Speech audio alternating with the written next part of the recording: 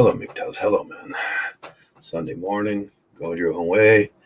Go your own way. I should probably put that up while I do that. Let's do it that way. Go your own way, Mgtows. Go your own way. And all your sins from the past are forgiven and Mgtow, and you go your own way and become your own person. And let me check on my sound. Hello, Jeff. How are you today? Are we live? Yes, we are live. Let me turn down my. Yeah, my sound's good. Sunday morning. Yeah, sounds okay and everything's okay. I woke up kind of in a weird way this morning. It was I got lost in the day. I went to the store, got my coffee, and was out riding my bike. And then I came home and I was hungry. I took a shower and did the things, and I thought it was Monday. Did you ever do that? You ever think it was Monday or a day that just it wasn't? And then somewhere around 3:00, I was like, it's Sunday, and I forgot I was supposed to do this. So that's that and everything. Today's subject is may no encounter be significant. May no encounter in Mgtow be significant, and that's something we should take seriously in here in Mgtow.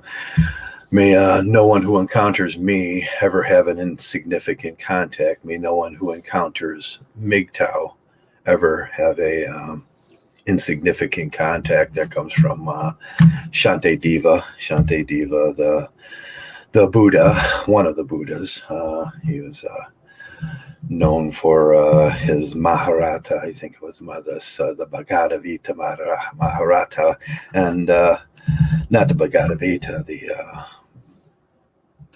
I can't remember which one it was, and they're all highly unpronounceable. But Shantideva was a Buddhist monk, and he lived his way sort of Mgtow. He lived his way like we'd all like to live our lives. And one of the things he did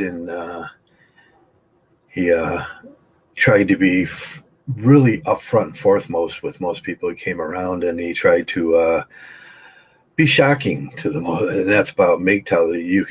Every person you meet on this planet, every person you meet on the internet, every person is going to eventually know you're a Mgtow. And if they have these brief encounters with people, like we often do, people come around and we often have brief encounters with them.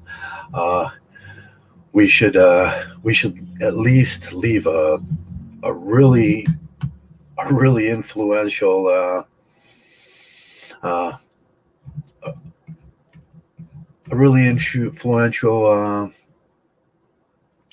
impression on them, and that's kind of our thing. What we should do, because most people are never going to hear from a friend or a family member or a school member or a community member about Mgtow and about your autonomy, about your choice, about how you could be in this world, and how you can be an autonomous person, not married, not bound. Marriage, the very meaning of it means bound, like sticks bound in a bale. You're bound with another person, and that should never be the way of the Mgtow. Hello, Jigsaw. Hello.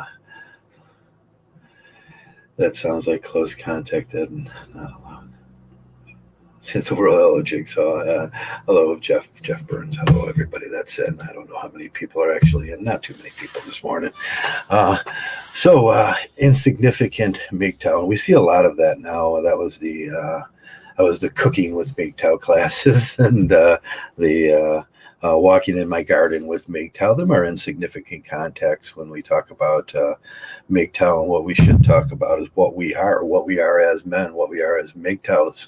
And one of those things is you let them know that I'm highly against marriage. Right away, most men in this world are going to go, "Oh my, you're an anti-marriage person." Yes, I'm anti-marriage. I'm anti-fatherhood. I'm anti-relationship. I'm anti-cohabitation. Cohabitation comes from the The it will come from your desire to be in a relationship, and then you start cohabitating. That's the natural bonds that occur, the bacterial bonds. And in Mgtow, we talk about bacterial bonding as not as the same way that the maters, the breeders talk about that. They believe in love as a bonding tool. They believe that there's this magic connection between two people, and there's not. There's nothing that obviously tells us that there's a magic connection. All your magic connection is a desire to want to get down there on her and breed. You're driven, biologically driven to breed. That's the magic connection that most people are. But we're anti that. We're anti bonding. We're anti fatherhood. I think Mgtow is anti father. At least I am. Fatherhood being one of the traps that get us into that bad thinking mess. This light over here is just shining right in my eye, and it's just bothering me. So, how do you say these things? What do you say when you encounter someone on the internet that maybe into that frat boy mating thing where he's like, man, I'm just going to get out there and find the girls, and I'm just going to run through them and everything, which we know is an impossibility, and it's lying to themselves. 99% of the time, any man that meets a girl that he falls for, or he falls into that trap, they'll let you chase them till they catch you. That's what my buddy says. They will let you chase them till they catch you. Anytime you fall into that trap, certain bacterial things happen and certain chemicals start doing, and then you become infatuated with that relationship. It's like them getting you drunk on your own brain. It's a trap. You start producing certain chemicals that are 10 times more powerful than heroin. Anybody that's ever been in heroin addiction or watched people in heroin addiction, that's why we always say relationships are very, very addicted, and that's what we have to do. We have to provide. Mgtow as a area where it's sort of like a drug and alcohol addiction therapy. You come in here and you're getting a relationship addiction therapy where you're addicted to those things. And most men would go to huge extents, just like an addict. An addict would lie, steal, and cheat, from his family. And they become that same addict. They would anything for their love, anything for that funny feeling they get in their chest, which is a collection of bacteria. And the only heart you have, the one that sits right about here, yes, that pumps your blood. When you get into a relationship, females carry three times the percentage of bacteria than you do. Then she shares that with you, and you have that funny sinking feeling. Yeah, you've all been through that, and that funny sinking feeling you mistake for another metaphysical heart next to your heart, the one that Cupid shot. No, it's not. It's the same one, and it's starting to put you through some damage in your life that you're going to encounter in that relationship. You're hooked. You're on drugs. She got you drunk at the bar and she took advantage of you. That's what it was. She brought you to her bar, got you drunk in her bar, and now she's about to take advantage of you. And it's interspecific mimicry. It's aggressive mimicry. I don't want to go into aggressive mimicry or interspecific mimicry. Let's imagine the California slug that wants to mate. He mates with the female, and the female takes a spear out of. She has a spear, and she puts it through him, and he carries that spear for life. That's aggressive mimicry, and or the what is the bug that eats its mate for protein after and leaves it for the children to eat. That's what you're going to feel like if you're in a relationship. So these things are these things that we talk about, these aren't insignificant things. We're not talking hello, how you doing? How's your day? Is the weather nice where you're living? And that's so much what I hear in Mgtow. Is the weather nice where you're living? And how are you doing? Have you gotten laid lately? Do you have a girlfriend? All those horrible, horrible questions. And then that's the subdivision that we get in Mgtow, the subdivision itself, because the brands, anybody, we hear this delusional statements that anybody can be a Mgtow, anybody even, and then it becomes a college frat boy Mgtow, where slaying the girls, woo, high pressure salesman slaying the girls, how to get into those panties becomes the major amount of talk and how to get through those relationships. No, Mgtow Monk is the other side of the spectrum there, where he just doesn't do those encounters.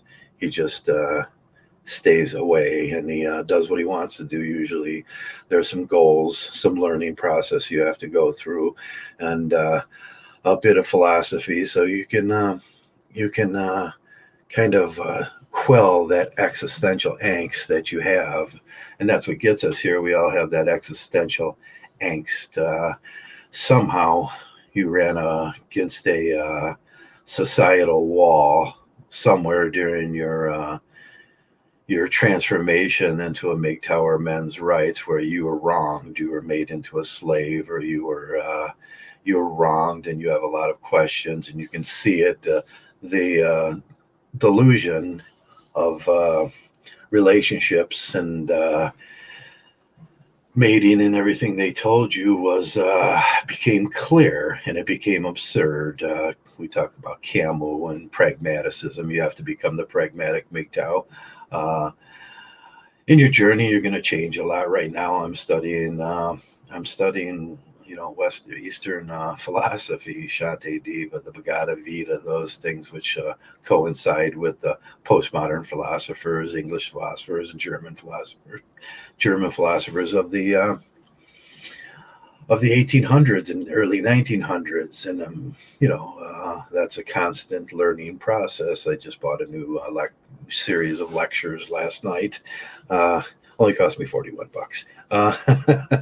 So I'll do those. There's 30 lectures in there, and we'll probably end up talking about a lot of them, and how they relate to Mgtow, how your journey, your path into Mgtow becomes more clear after you get rid of that existential angst, which most people call our rage area. You come in, you're raging out, you're mad, you're mad about something. What are you mad about? Figure that out.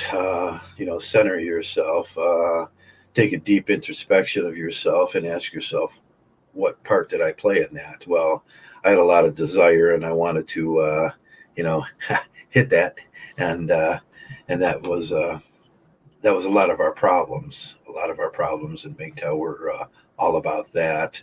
And you go through a long period of time in Mgtow where you just you're dealing with those post Mgtow problems, and those pre Mgtow problems, where I'm here, what am I supposed to do, how am I supposed to act, and all those things, and what got me here, and what's some of those risk management things we talk about, and then you get past that. That's usually about a year in Mgtow, where it starts all making sense, and philosophy starts appearing for you, and then there's that moment. We've seen this with Nico. We've seen this with a lot of the Mgtows that came and left.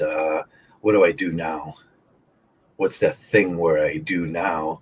And that's where I'm going to talk about today a little bit. I wanted to get to that point. I know it was a long intro up to that point, and I'll repeat it again for anybody may no one who encounters me ever have an insignificant contact. May no one that encounters Mgtow ever have an insignificant contact. And I think that's important in Mgtow. I think it's very important. Hello, Johnny. How are you today? That's the topic today. May no one that encounters Mgtow ever have an insignificant contact, but I think there's a problem in there too, because, pre-Mgtow, most guys were just, PUAs or They were just frat boy college students trying to figure out how to attract the other sex to them. And then when they got, uh, who says that? Oh, Hannah Dant says, may you get what you wish for, and that might not be what you want. And I said, no, that wasn't Hannah Dant. That was Courtney Love. May you get what you may you get what you want, but that's not what you want. I can assure you, you're going to get what you want, but that's not what you want.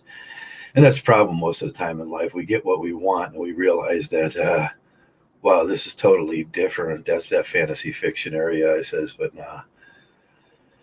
when we're looking at a house view of something we want, you look at it from the street, and you see Claire there. She's standing on the porch, and she's got that apple pie waiting for her husband to come home with that beautiful that beautiful dress and that beautiful look and that beautiful house with that beautiful car and that beautiful them 2.3 beautiful kids running around and everything.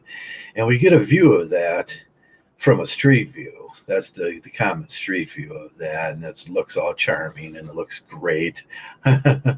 Yeah, really meets our notions. Yes, I always says that you can picture the most beautiful woman in your head. We all have this thing, this most beautiful area, this most beautiful woman, this most beautiful building, this most beautiful thought we ever had. But rarely in life do we ever encounter those things in the world, and women fall short, and houses fall short, and landscapes fall short, except for where I'm at. You can see it's quite interesting. We have a steel mill down there past those two Gothic posts, but that's closed up. I'm just joking. But rarely in life from that street view do you ever get what's really inside that house, the cost of the house, that $1,500 mortgage bill, the cost of that beautiful Claire standing on the with that apple pie, and what is she really saying to him when he comes home? Is, we think it's, oh darling, I'm glad you're home. 8 hours without you was a living hell. But it wasn't. That's not reality. Usually it's ducking a can of soup as you walk in the door, and a few swear words and what you're not doing, and they only hate you for what you're not, and you're not good enough, and there's the suffering, and how can I work harder, and how can I make this better for you? And somewhere along that trip, you're going to realize that your view of the world was quite delusional, and we see that a lot now. We see that with the Republican Party about their delusional thoughts on the world and how it was going to work, and we see it in marriages, we see it with relationships, we see it with ourselves. And when we take these goals in life and we're going to change the world, as we often think, are these goals so grandiose that I cannot possibly accomplish it? Sometimes in my life I had grandiose goals. I was gonna save the world. I was gonna do that thing, and I just needed to learn how to do it in a lesser way, and I do that around here. A lot of men come through here, and they have some transitional housing where they can land for a couple months and just decompress and cry a little in their room and wonder what got them where they were. And I'll talk a little Mgtow to them. And I think most of the men that leave here, they understand that they didn't have an insignificant encounter with an idiot. I wasn't telling them no political bullshit, and I wasn't telling them no lies. I was telling about what makes them do what they did. I was usually trying to reduce their addiction to alcohol or drug and females, and them are the big three. The big threes are alcohol, drugs, and females, and we get addicted to those things. And for people in pain, it's a little more severe. They have addictions to prescription pills, and then our horrible health and human service system wants to sell them that pills at a extended price instead of doing pain management. Now there's a real difference between addiction with people in pain and addiction with people that are in pain. Pain management is different, and more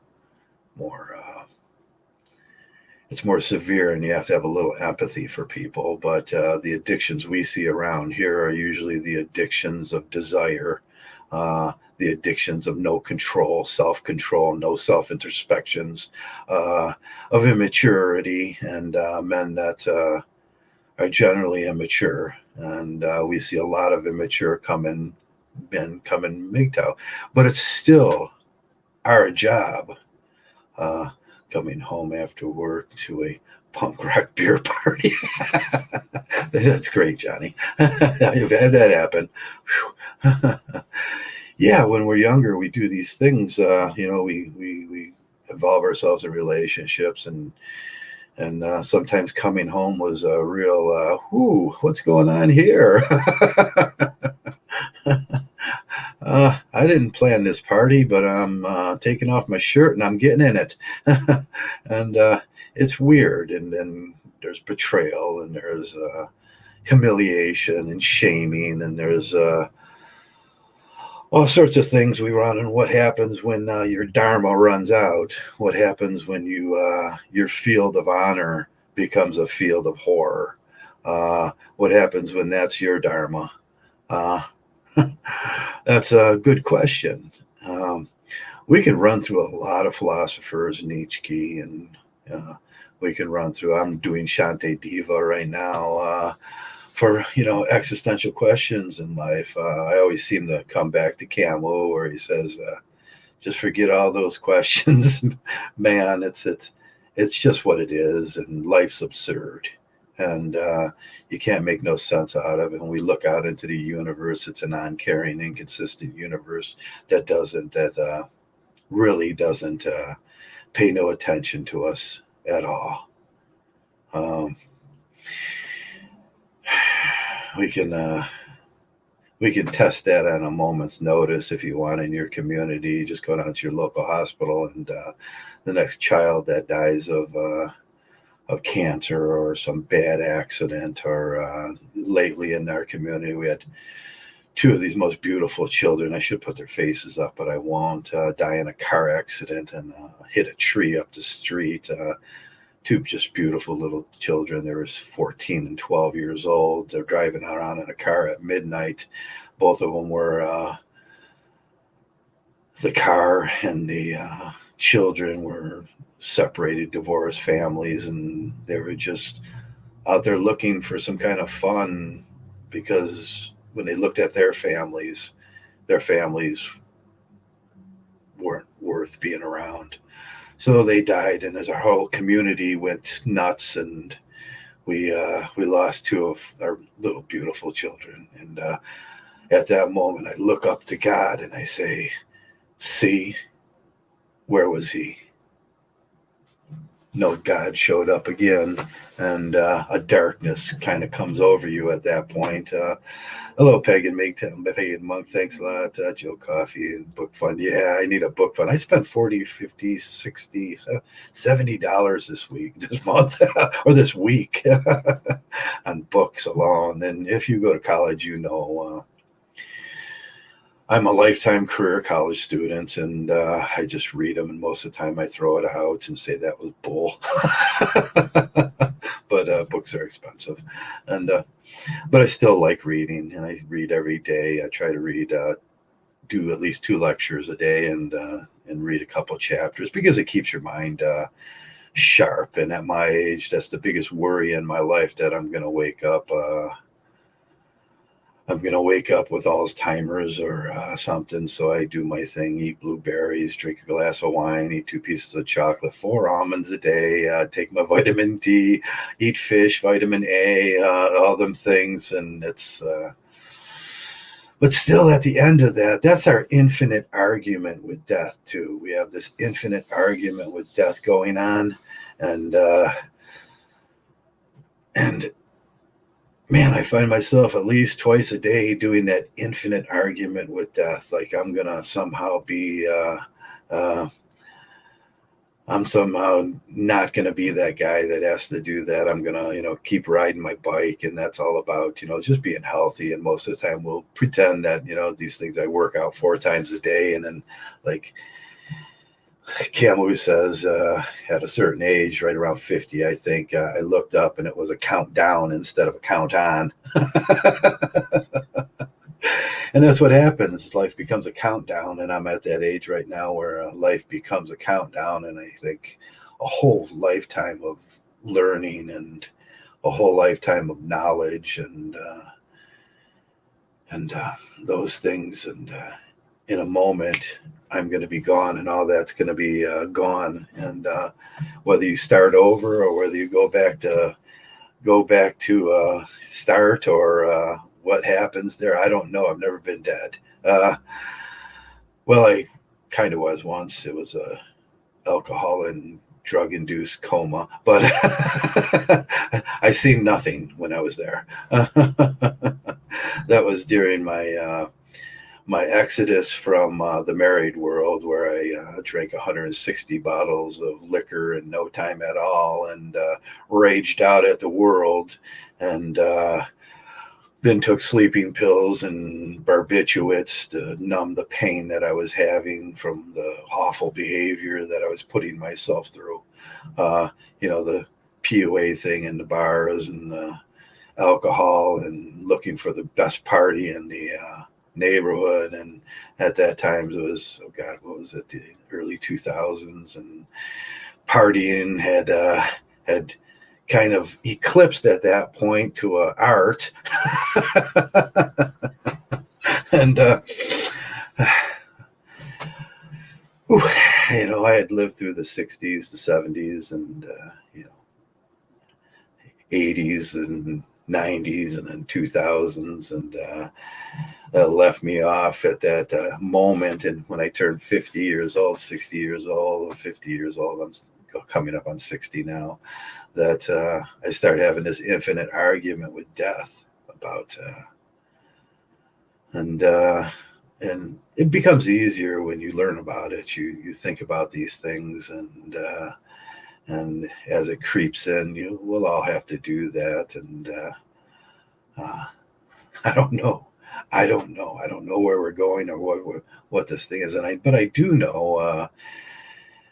I wanted to be a better person, a better monk about this thing, and share some things and leave a positive impact on this world. Not that I can erase some of the horrible things that I've done in the past, but I can, in this house, for the time I'm permitted to stay here before the government catches up with my tax bills, I could do that. And I like to reach out and bring men in here and give them a fresh start. And that's what I do.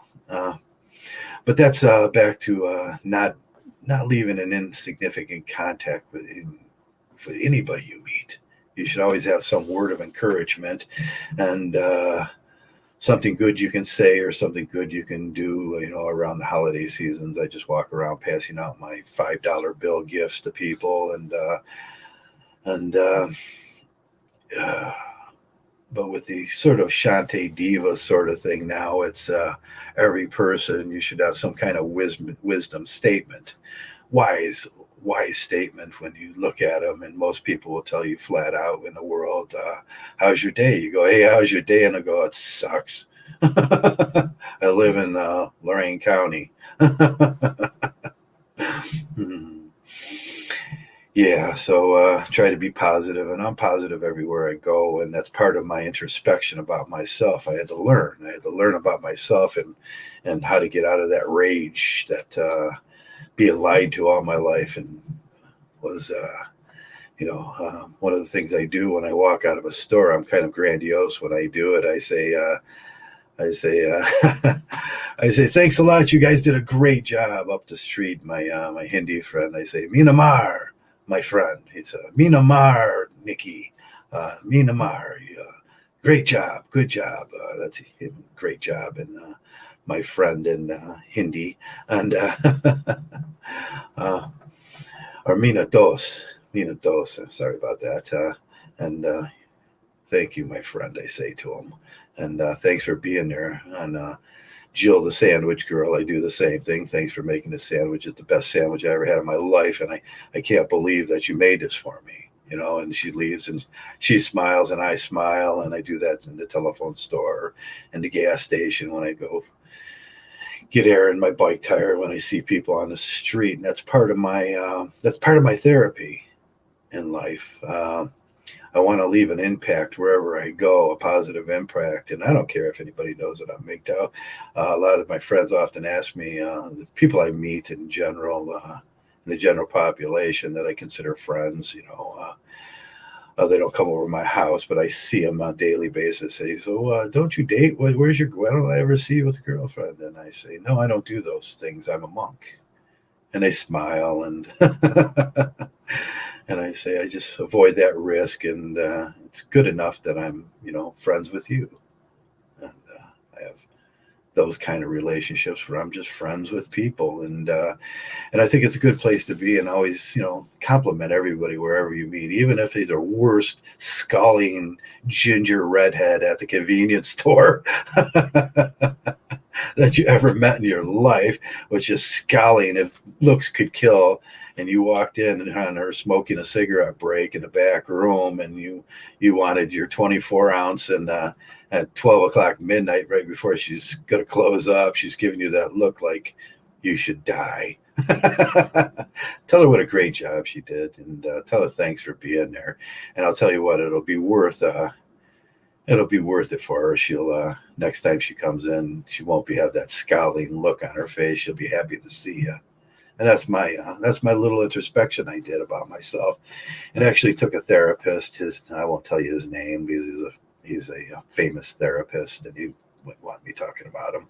But that's what he told me. He said, Joe, next time you walk in, just tell him how happy you're supposed to be, how happy you are that they're there for you, and appreciate those things. And that's what I do for myself. And that took a lot of time in this thing after my rage, after I went through all that stuff, and the Mgtow existential process of deconstruction and reconstruction in your life. You're going to have to go through all that stuff. And then all your sins are forgiven. Go on, have a happy life. Try to develop some autonomy in your life, and three basic rules around here. And don't get married, don't get too serious about that, don't cohabitate, and don't, for God's sakes, get a random girl pregnant. My buddy just violated that rule lately. The last guy that was in this house, he's gone now, and Joey and Jeff met him, but he's gone now, and he violated my rule of don't get a girl pregnant, and that was his fourth violating that rule of don't get a girl pregnant. So you can preach to a lot of guys, but that biological imperative that you breed sometimes takes over their very soul, and they become monsters. And those are the monsters the feminists talk about. Some men are monsters, and that's the very thing that we try to avoid here in Mgtow, becoming one of those monsters, those breeding monsters that, what do I do now? I got my fourth baby mama pregnant. Let me let Joe into the stream and correct there we go. And, oops, got to turn up my sound here. There we go. There's Joey Aragon. Today's Are we live? Oh, are we live? There we go. You know what? I'm going to plug in because I think I got the echo control on, but I think we've been getting echo lately, and I listened to it. It's not too bad, but I'm gonna put my earphones on. We are live, and it's Sunday. I just don't know how to do this a different way. Do I got a different pair here? I used to have like 200 pairs of earphones in a big stack. Do you got your old device drawer that you just throw the old devices in? Oh, yeah. I got like 10 car chargers, 10 phone chargers. Yeah, that's what I got. Somewhere here, I got like a drawer full of these things. Yeah. You got little Bluetooth, all this crazy junk. All the crazy junk I buy. Yeah. Let me see. This goes into the green, huh?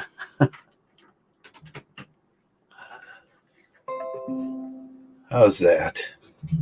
Did that screw up everything? No, I hear you fine. You're coming in good. Oh, but that's not doing it. Okay. That didn't do it. I need Johnny Midnight to root for me. I got the Packers. I don't know. You got the Packers today? They're just falling apart. Yeah, they just give up a touchdown with like a second right before the half. It would have been 14-10 going into half. They would have had the ball and moving the ball on. Oh my! They're a better team. I mean, I don't know what's going on. It's like Brady's just got a horseshoe up his ass. There we go. Tom Brady's got a horseshoe right. Like it's just amazing. The guy's like so. But I think Green Bay will come back though. They'll come back. I think Green Bay will come back. Okay. Yeah, they got the ball to start the half, so they'll probably drive down and score, and then the defense is playing a little better. Just Brady's he threw a touchdown 1 second left in the half, and then he threw the 52-yard pass earlier in the first half, and on the third down play. The guy's just really lucky. Good, but he's lucky too. He's one of those guys. Okay, we're just gonna have to deal with the bad sound because I can't figure out how to do it. Your sound's really bad, huh? No, it's kind of just a little. I have the echo cancellation on in the StreamYard, but it seems not to do a great job. And I was gonna putting your earphones on always does, but I can't figure out where I can put them in now without screwing up the whole Microsoft thing. Yeah. I'll figure that out someday. We'll just sit here and practice on another day. So you've been paying attention to the topic today? No, I didn't listen. I wasn't. I just got your message. I didn't know. I didn't know what was going on. So. Yeah, the topic today is: may no encounter with Mgtow be insignificant? Yeah. It's like it. We talk about it all the time. The cooking with Mgtow and the videos about why doesn't Claire love me? Yeah. And them aren't the important things in life. When you delve deep into the existential Mgtow, there's a lot of questions and there's a lot of answers and there's a lot of good knowledge there, but rarely do we ever talk about it. It's like, I think 9 out of 10 of the Mgtow channels now are how to avoid risk while you're dating. Yeah. And that's like, hey, buddy, didn't you ever, think about like getting a vasectomy or using a condom, and then you wouldn't have all that gibberish and garbage about how to do that. But that's not even Mgtow. That's like that's frat boy Mgtow, where they're just looking to get laid for the first time in their life, and or they're addicted to that, and that's about it. Yeah, like little kids. They just like children. Take their life seriously. Yeah, they don't take their life seriously. I think that's what it comes down to too. They don't think you got to think these things through. Like Johnny Midnight, he thinks things through, and now he can retire pretty much whenever the fuck he wants. Guys like him, or he's got life by the nuts. Yeah, like you said, once you got Mgtow right, you got pocket aces, and right. I mean, that guy's a legend. He's a Wisconsin legend. A Wisconsin legend. There was something. What just happened in the news in Wisconsin? I was going to ask Johnny if he. Yeah, it's the Packers not covering the spread again for me. Oh, the Packers not yet. There's going to be riots. I just roll out of bed. It's like, I was going to make a big bet on them, but I didn't bet that much. I mean, well, compared to most people who think it's a lot of money, but it is a lot of money. But I was going to bet a lot more. I felt that was a really good play.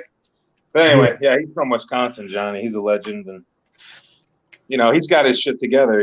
So that's Johnny, a guy you can aspire to kind of be like, not these yahoos that like Chris Cantu and Darius, whatever the fuck his name is, Darius. Oh, yeah, but Yeah, what's his name? Darius, the Mgtow spaghetti cook or whatever. Yeah. Oh, yeah. He was going to just pick the girl over and make her some $1.99 spaghetti, and she'll just be so happy. That's that Claire on the front porch with an apple pie thing. Yeah, she's Yeah, just be so happy that you're home yeah, yeah, exactly.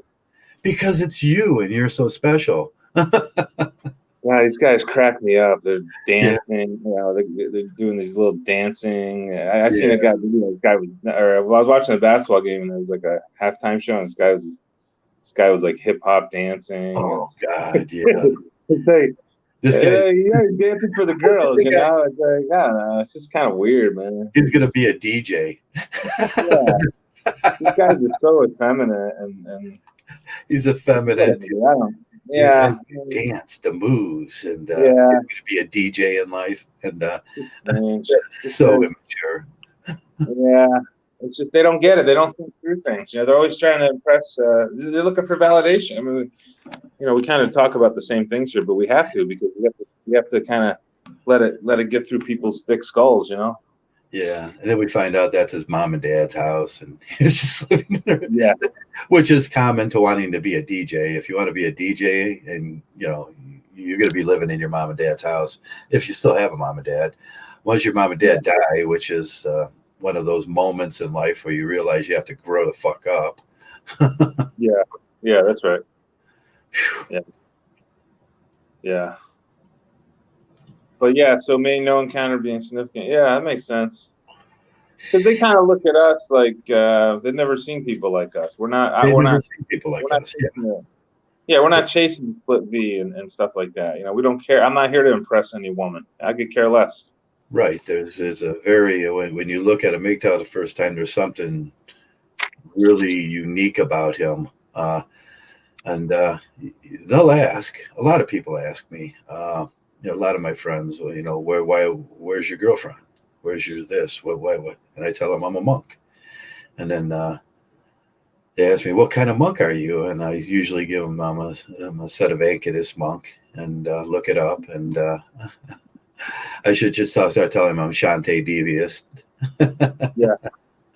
And or a pragmatic. I'm a pragmatic monk, and I leave it at that. And that means I don't talk or do those things, and you'll never have a dispute or an argument with me. I'm going to be just happy and move on. I'm going to try to leave, I'm going to try to leave any conversation or event I go to people thinking the best of me. But we're kind of responsible to share some of those, those dropping those little Mgtow things where we go. I mean, some of these Mgtow ideas where we go, that's what we're responsible, and that's going to either have a bad effect on somebody or a good effect on somebody, but either way, it's not going to be an insignificant effect. Yeah, because we'll at least get them to think about things differently. Right. You're going to be a guy they're not going to forget for a while. Yeah. But for sure. Yeah, like my last guy in here, you met him, and he just got his fourth baby mama pregnant and didn't listen to a thing I said. Yeah, what kind of life is that? It's like he might as well just, like I said, a guy like that, I would just get a fake ID and just leave the country. Yeah, that's what you should do. Just get a fake ID, change your identity, whether you have to grow a beard or shave your head I'm serious. These are practical things. You hook up with someone that can get you those things, fake passport, and I don't think breaking the law is a good thing, but sometimes you have to be smart. You pretty much threw your life away. Yeah, you threw your life away for a little split fee. Yeah. So now you can just go to South America or Asia and just do what Whitey Bulger did. Remember, Whitey Bulger went to Santa Monica. That's always been my question with these expatriates. Were you such a bad person that you had to leave the country you were in? Yeah. And America's a pretty good place, and if you're expatriating from it, there's a lot of liberal laws in America where you can get away with a lot and being pretty much a horrible person. We see it all around. If you've extended yourself beyond that norm in America, you're a pretty horrible person if you have to leave America. Yeah. I mean, if you got like 20 ex-baby mamas, and that's where I could see this guy going, making the news somewhere for having 20 kids out there and not taking, at that point, I would say, that's 100% on you. I would never say a man's responsible for a woman's desire to birth a child. And I say it's her body, it's her choice, it's her belly. She makes the baby. She opened the legs. It was her decision. She could have got rid of the baby, all those things. And still, with all that parentage, that dependent will still say, you made me pregnant. Yeah. I think that's there's a duality in these things, and there's that bar I often talk about. You have the baby mom over on this side, and then you have the PUA over on this side. You got to land in the middle there where you got some good sense, Yeah. And somewhere in Mgtow, we've lost a lot of good sense over the last 6 or 7 years here, haven't we? Yeah, I think so. I mean, and I think it's because, I don't want to mention those names again, but it's just those guys that are calling themselves Mgtow. They're not Mgtow, and they're not Mgtow. They're either political pundits. Yeah, they're either trad cucks like London Mafia, and yeah, we had one on the show last. That was very interesting. When I went back and re-listened to myself have that argument with that guy, I mean, I was exceptionally sharp like always, but he was a real turd at the end. Did you hear this last statement? No, which one was that? I don't know who that was. The guy that was on the show Saturday night or Friday night. Oh, that turd. Yeah, he's just a fucking cuckoo. That guy's just a lunatic. That guy's got some serious mental problems. He's got he told me if I don't start being a conspiracy theory Trumpist, rightist, alt-rightist, that I had no place in Mgtow, and he was going to make sure that I got kicked out. He was going to pull my Mgtow card, like I haven't been the guy that's been here for 20 years. That guy doesn't have a good father figure. He never grew up with a good father figure to straighten his ass out. That's pretty what it comes down to. Yeah. No, he's just he's just spouting his mouth and whatever. He's strange guy for sure. Strange. Credit for coming on though. He's got but he's almost like. Yeah, he's obviously a psychopath or sociopath. He's something wrong with him. Right. Sure. His agenda didn't align with Mgtow's agenda. And he's like, I'm 30 years old and I'm sick of having these girls. And okay, so it's about the girls, isn't it? Not about you. Right. Back to the girls again. Yeah, it's all about the girls. It's their fault, huh? That's the first mark of immaturity is when you can't take you don't do that introspection. That's what we sort here. If we see these guys come in and they didn't do their introspection and say, yeah, that was probably my fault. I was either searching for that, I'm out searching for bad people, or I'm searching for sex, or I'm searching for validation in a relationship, and what was my part I played in that whole thing. And that's what I'll ask any person. Should be the question we ask guys that come in. Is what part did you play in that? Did you do your introspection? And here all your Simpsons are forgiven. All you got to do is do the normal thing, admit that you were there, admit you had a part to play in it, and move on. Yeah. But he was like, it's all these feminists' faults that evil everyone else's fault. Yeah. It's everybody else's fault. It's my parents' fault. We see that a lot. It's my daddy's fault, my father's fault. It's her fault. It's feminism, this evil dragon that flies around outside there. Did you ever see it? It's got big teeth. It just flies around your neighborhood, snatching up like victim men. That's so weird. Tampa just scored again. Wow. Tampa is it's not over yet. When you got Rodgers and you got almost 2 quarters left, it's not over. But is the goat on fire? No, he got 2. He's capitalized from 2 turnovers. They've had 2 turnovers. Green Bay's had 2 turnovers. They got a quick turnover in the second half here, and they just scored. Yeah, There's a lot of time. It's down 18. I mean, there's still a lot of time left, but that's a tough one. Start the second half. They give up a touchdown. They 40-yard touchdown with a second left in the first half, and then they give up another. Then they turn it over. Then they turn it over. Yeah, and then New England scored on the next place. Now it's 28-10. Jeez, I think that's something, huh? Jeez. Yeah, 2 touchdowns ahead. Yeah, no, they're up 18. They're up 18, but there's a lot of time, like I said. Yeah, so that's usually the mark of death when you're 3 scores. Yeah, Tampa's not the greatest defense either. So. Oh no, they have a horrible defense. Basically, yeah. I thought the best defense that really disappointed me was St. Louis. St. Louis? Yeah. Oh, you're talking about the Rams, the Los Angeles. No, New Orleans. Sorry, New Orleans has. Oh, New Orleans. Yeah. Yeah, it's like best defense didn't show up. Yeah. This is incredible. If freaking Brady wins another Super Bowl, you got to be kidding me. Yeah, you'd have to. Yeah, all they did was go take, go get the 2 best players out of the best team, and I guess you're there. Isn't that what Art Modell was saying back in the day about what we didn't want the NFL to be? Those guys were all gamblers, If you look at the history of the NFL, it was organized by professional gamblers. It was professional bookmakers, people that had incentive to get these games going so they can make money on bookmaking. That's that's the foundations of professional sports or professional NFL football. We bring in Las Vegas and yeah, and then it just kind of evolved from there, and it got more corporate and. Yeah, so the gambling was just a small part of it, but the gambling's still a big part of it for sure. Right. It'll become about demographics and who can draw the biggest amount of bettors and that stuff, and that was the collusion Art Modell was talking about. We can't have a system here that colludes with the business.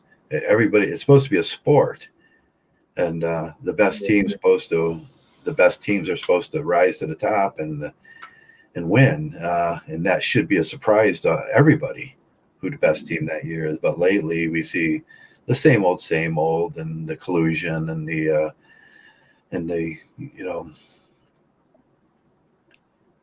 it's I wouldn't go as far as say the fix is in, but well, they're yeah. I mean, look at Donahue, the NBA guy, was fixing games. Yeah. I have a friend. He was a statistical, sports bettor, and he said he had a couple of years in the NBA. He couldn't figure out why he was losing, and then it happened. Donahue thing came out. Oh yeah. And he says that the Donahue thing, since he was fixing games with his totals, the numbers were coming out wrong because Donahue was fixing the games and he couldn't compensate for the fix. Yeah, on his math model, so he lost money because of that fucking Donahue, screwing everything up. And that was the officials were in on that, and yeah. And I think it still goes on. It probably goes on more in college now, but oh yeah, but it still goes on. These guys are all corrupt, not all of them, but there's all you need is one guy with a dope habit or something. Oh yeah. Or his wife, whatever. Baseball is so well regulated and so hard to fix.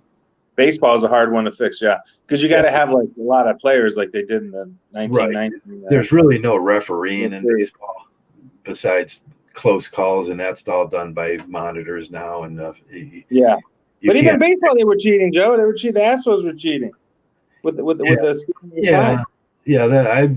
That's on the hinge of cheating. That's like we've observed that this guy does certain things before he makes this pitch. And but it's good that they detected that because they told us we're not going to put up with cheating, we're not going to put up with spying, we're not going to put up with anything that even looks close. Baseball is such a pure sport, and I like the purity of it. Yeah. Even though the betting sucks, you get the 2-1-6, and if it's 8-1, whatever, you're like, it doesn't pay very well. usually what 136 to 180%. You're not making back what you're even investing. Just gotta find matchups, pretty Yeah, much. well, you, The underdog mostly. you have to find a team that's going to go on a run, and Yeah, then streaky sport for sure. Yeah. and then just keep your bet going. And like the Indians do it like once a year, where I can pretty much tell when they're going to go on a run of 10 games, and then I just let it go. Yeah. Well, Green Bay's driving here. They got it to 25. What's that? Hopefully Green Bay's driving, so hopefully they can punch it in here. Okay. Yeah. Yeah. So, yeah, getting back to what we're talking about. Yeah,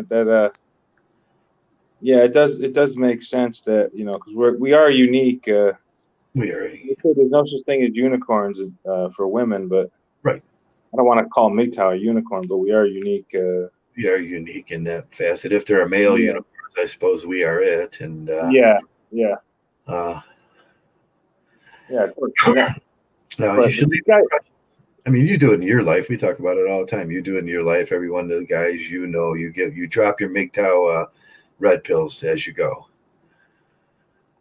Yeah, and then they kind of like the old timers. They understand it right away. The new timers are the younger guys. They just don't get it. They don't. Yeah, a lot of it takes a more intelligent person to grasp hold of what's. It takes a pretty mature person to be in Mgtow. You have to be fairly mature enough to understand what we're saying, and we've lost a lot of that. It's gone. It's Rick's nightmare about Mgtow would become misogyny and blaming it all on the girls, and instead of focusing on ourselves and staying out of like it says, there's never going to be another incident in the world where there's a woman in this house doing awful things because I'm a Mgtow. That's just not going to happen. Right. That's the thing. I was never going to bow down to any chick because I never have. Never have. I was dating some broads every now and then. I drive them around like a fucking little clown, Yeah. But drive them around here and there. But I would never go shopping with them. Like I would never, like like once a year or so. I would never do those things. I was never. Touchdown, Green Bay. Sorry, I don't mean. I'm just doing the updates for the scores. What was the guy we were talking about the other day? He was sitting out in front of the wig store, waiting for his girlfriend. Well, I remember I dated this chick. Like we broke up, and I broke up with her. And one of the things she said to me was, "You never took me shopping." I just thought that was really weird. Shopping. You don't know how to shop for yourself? Like what the hell's that got to do with anything? Like about? It's got nothing to do with nothing. It's like like you want to say something about. I mean, she didn't have anything to like go on my character or anything, and so she came up with, "You never took me shopping." I always thought that was odd, and I'll never forget it. I was the sugar daddy. Yeah, you never took me shopping. I mean, wow, what I wasn't a Mgtow at the time. I was more of a blue pill guy or whatever, but I was a Christian blue piller, but. Yeah. Isn't that an interesting comment? Right. Yeah, that's what got you there to begin with. Christian blue pilling, and all of a sudden she's saying horrible things, and like, I thought you were no Walt. Yeah. I made it up in my mind that you were that special one. Isn't it funny how the first one that comes around is always the special one? Yeah. Well, I had a lot of first ones come around. I just kind of ignored them. I just ignored. I pretty much ignored women my whole life, pretty much. I mean, they came to me. It's like I never freaking. Yeah, that was always. I'm not going to make myself vulnerable in front of a woman. It's just not going to happen. It's just not. Like as I was saying, like it was kind of good for me, that ritual of getting on your knee and proposing to one. That was actually good for a guy like me, because that stuff like that, I'm never going to do that. So that helped me not get married. That ritual, pretty much. Yeah, that wasn't going to do it. I'm not getting on my knee for a woman. I'm not doing it. Yeah, that's the simping and all that stuff. Oh God, but when you hear guys like Warhorse, or not Warhorse, sorry, I meant Heartburn. You hear Heartburn, like he did a video once about unicorn hunting. I was horrified, because here's a guy that's pretty well respected in Mgtow, Yeah. and he just totally like lost his mind, and so Totally that lost was it. Went out. He was. freaking, yeah. Like as a guy, it's pretty smart guy, respectful guy. His life wasn't going to be complete without. He was. She wasn't. She needed to complete him, and that's horrible. That's a horrible thought, isn't it? That you think so little of yourself as a person that you need somebody else to complete you. Yeah, yeah. I mean, I live a pretty full life. I'm a pretty full intellectual person, and there's never a moment here. Like I said, I got so lost this morning in what I was doing and everything that I just forgot it was Sunday. Oh yeah, yeah. Yeah, I was hoping. I'm glad you're okay. I thought something might have happened. I don't know. I'm like, that's not like you to ever do that. So yeah, I, I'm I glad was you're okay. I was in full garb this morning with the face mask and the helmet and and out riding my bike around. I went and got some coffee, and then I picked something up for dinner. Started making that. I took a shower at a certain point, and I took my Saturday shower Sunday, and and I was just so involved in what I was started doing another lecture, and then I looked up and it was like, oh shit, it's 3 o'clock on Sunday. Yeah. I mean, I'll have to give you my number or something if you want to call me or whatever. The night yeah, before.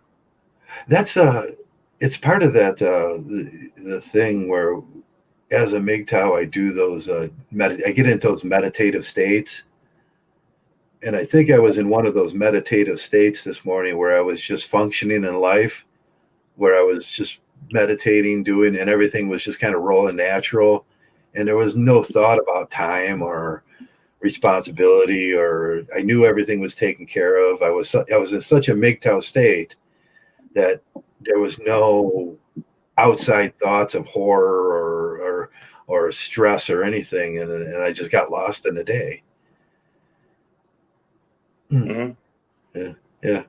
I wish that would last forever. It isn't that the what is that the Mgtow thing, or the even the Buddhist thing where I just wander off someday and no one ever sees me again. Yeah. And I just show up like 10 years later with a beard, down to my, and it's like, dude, I was just having such a great day. I just wandered off, and then I'm back like 5 years later. Yeah. Well, you can do that. That's the Buddhist monk thing, that's just, hey, he wandered off. He's, Do what you want. Yeah, do what you want. I know there's people in my family and friends I've had that probably thought I went off the reservation. And meanwhile, I haven't had a drink in over 10 years, and I'm working on my second master's degree. And, it's like, you know what I'm saying? yeah.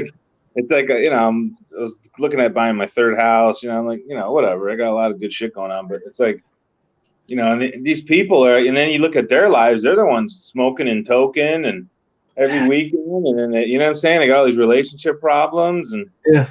it's like, hey, listen, I'm the one they think's crazy. It really bothers me sometimes, but I just get those people out of my head. Yeah. And all they're looking for is escapism, and they're doing drugs, doing the girls, running around the bars, and now you're not going to find it there. Man, like escapism from me was just where there's no stress, there's nothing, and nothing around me. I'm in that zone. What do they call that?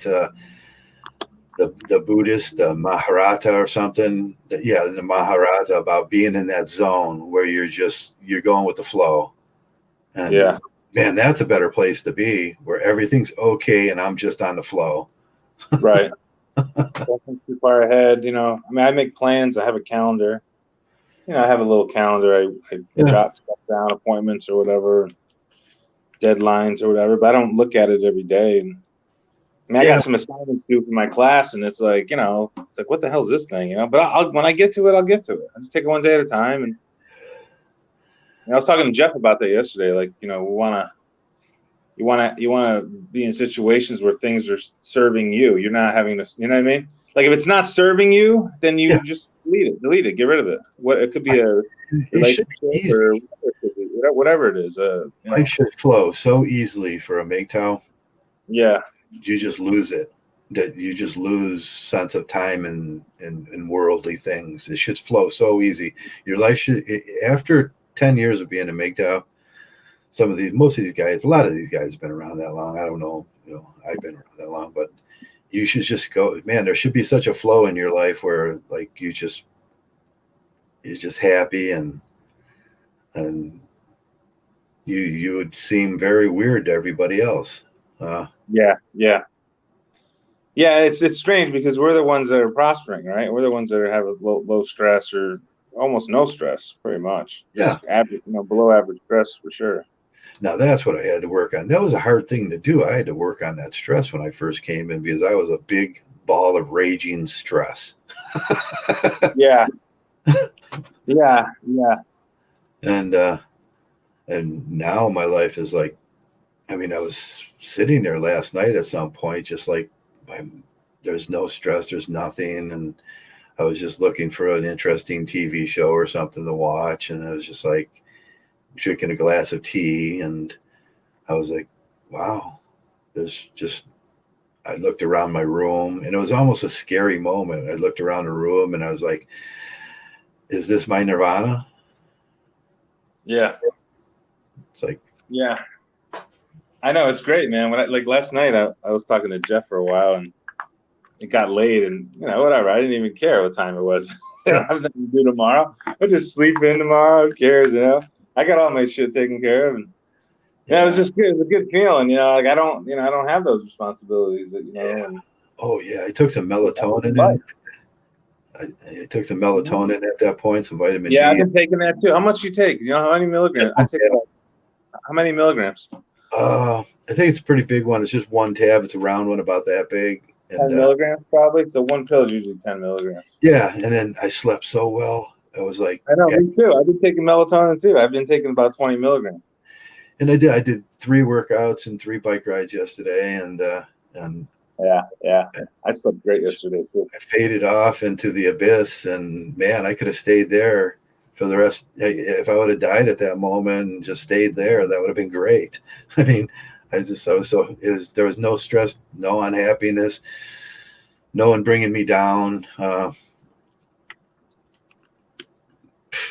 mean, that's how much better can your life be? And that's why it cracks. It always cracks us up when people are always trying to. Ooh, let me set you up with my girlfriend. You need to set you up with the human wrecking ball. Yeah, or if you're having like problems in life or whatever, that's the one thing they want to do is set you up with a woman. You don't need another dependent in your life. It's like like just take care of yourself. Like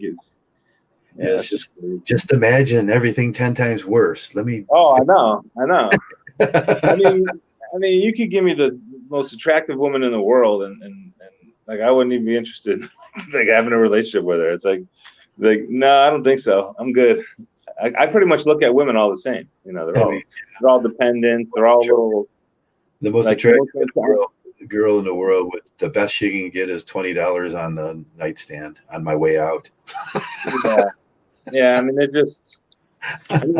What's the emotional mature? I mean, they don't mature past what 16? What do we say? 14. 14. Yeah. Are there scientific papers written on that? Or? Yeah, there's a lot of scientific papers where they stop maturing at 14, and that's the way they stay. They stay in that paternal state for the rest of. You can notice it in their behavior too, how immature, even on the newscasters. And I mean, just watch Fox News and the blonde bimbos they have on there. Yeah, I think they clone them right in the back room, and they just listen to them for like 30 seconds, and you'll be like, Jesus, how immature. Yeah,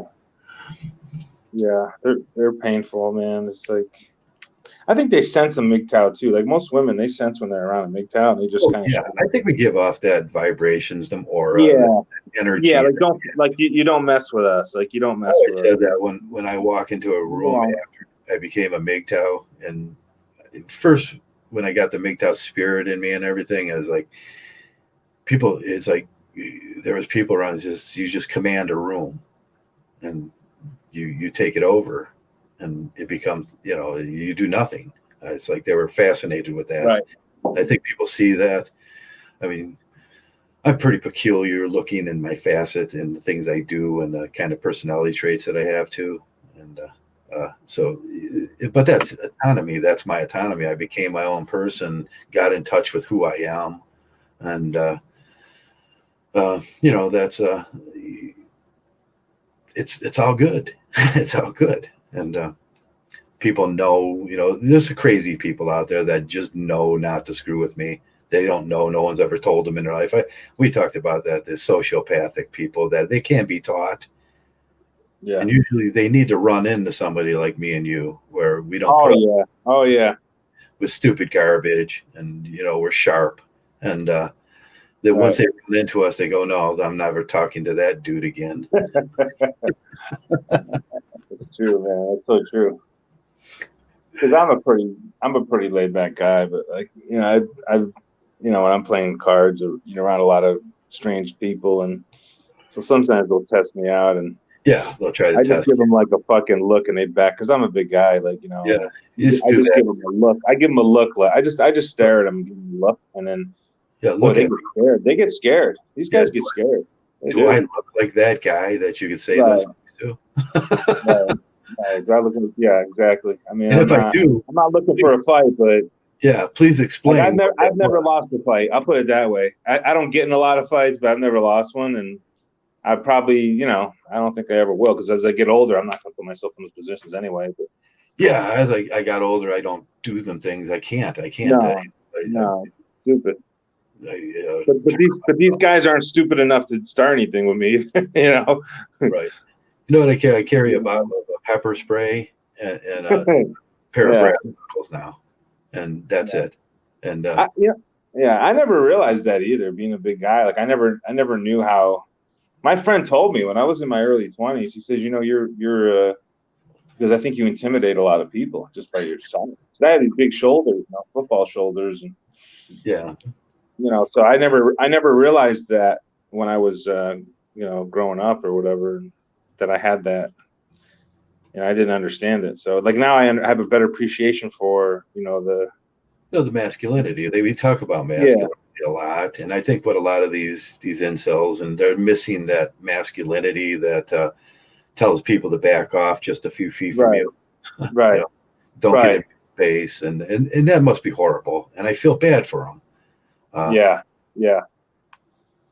I mean, I showed you that video once. That one guy was coming out of a store, and he was not coordinated. He wasn't coordinated, and he got somebody like jumped him or something. So in public, you have to present yourself as being coordinated and strong, right? Because you don't want to have people coming at you and preying on you, for lack of a better word, Yeah. Because they will, especially when you get into like these casinos. Like I go to these casinos sometimes, and I don't recommend people going there, but it's just like if you go to like a restaurant or just anywhere where there's a lot of people, you might run into those situations. So you have to present yourself as being like, assertive at least, Yeah.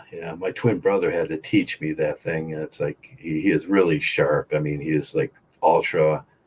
He's just like a businessman sharp, where when he walks in, and he does that to people once in a while, where he just backs people off with a single word. Yeah. And it's like, I seen him make a girl cry in the Home Depot line once. That was irritating him, and all he said was like a short passage or something. It's like yeah, you got to teach me how to do that. Yeah.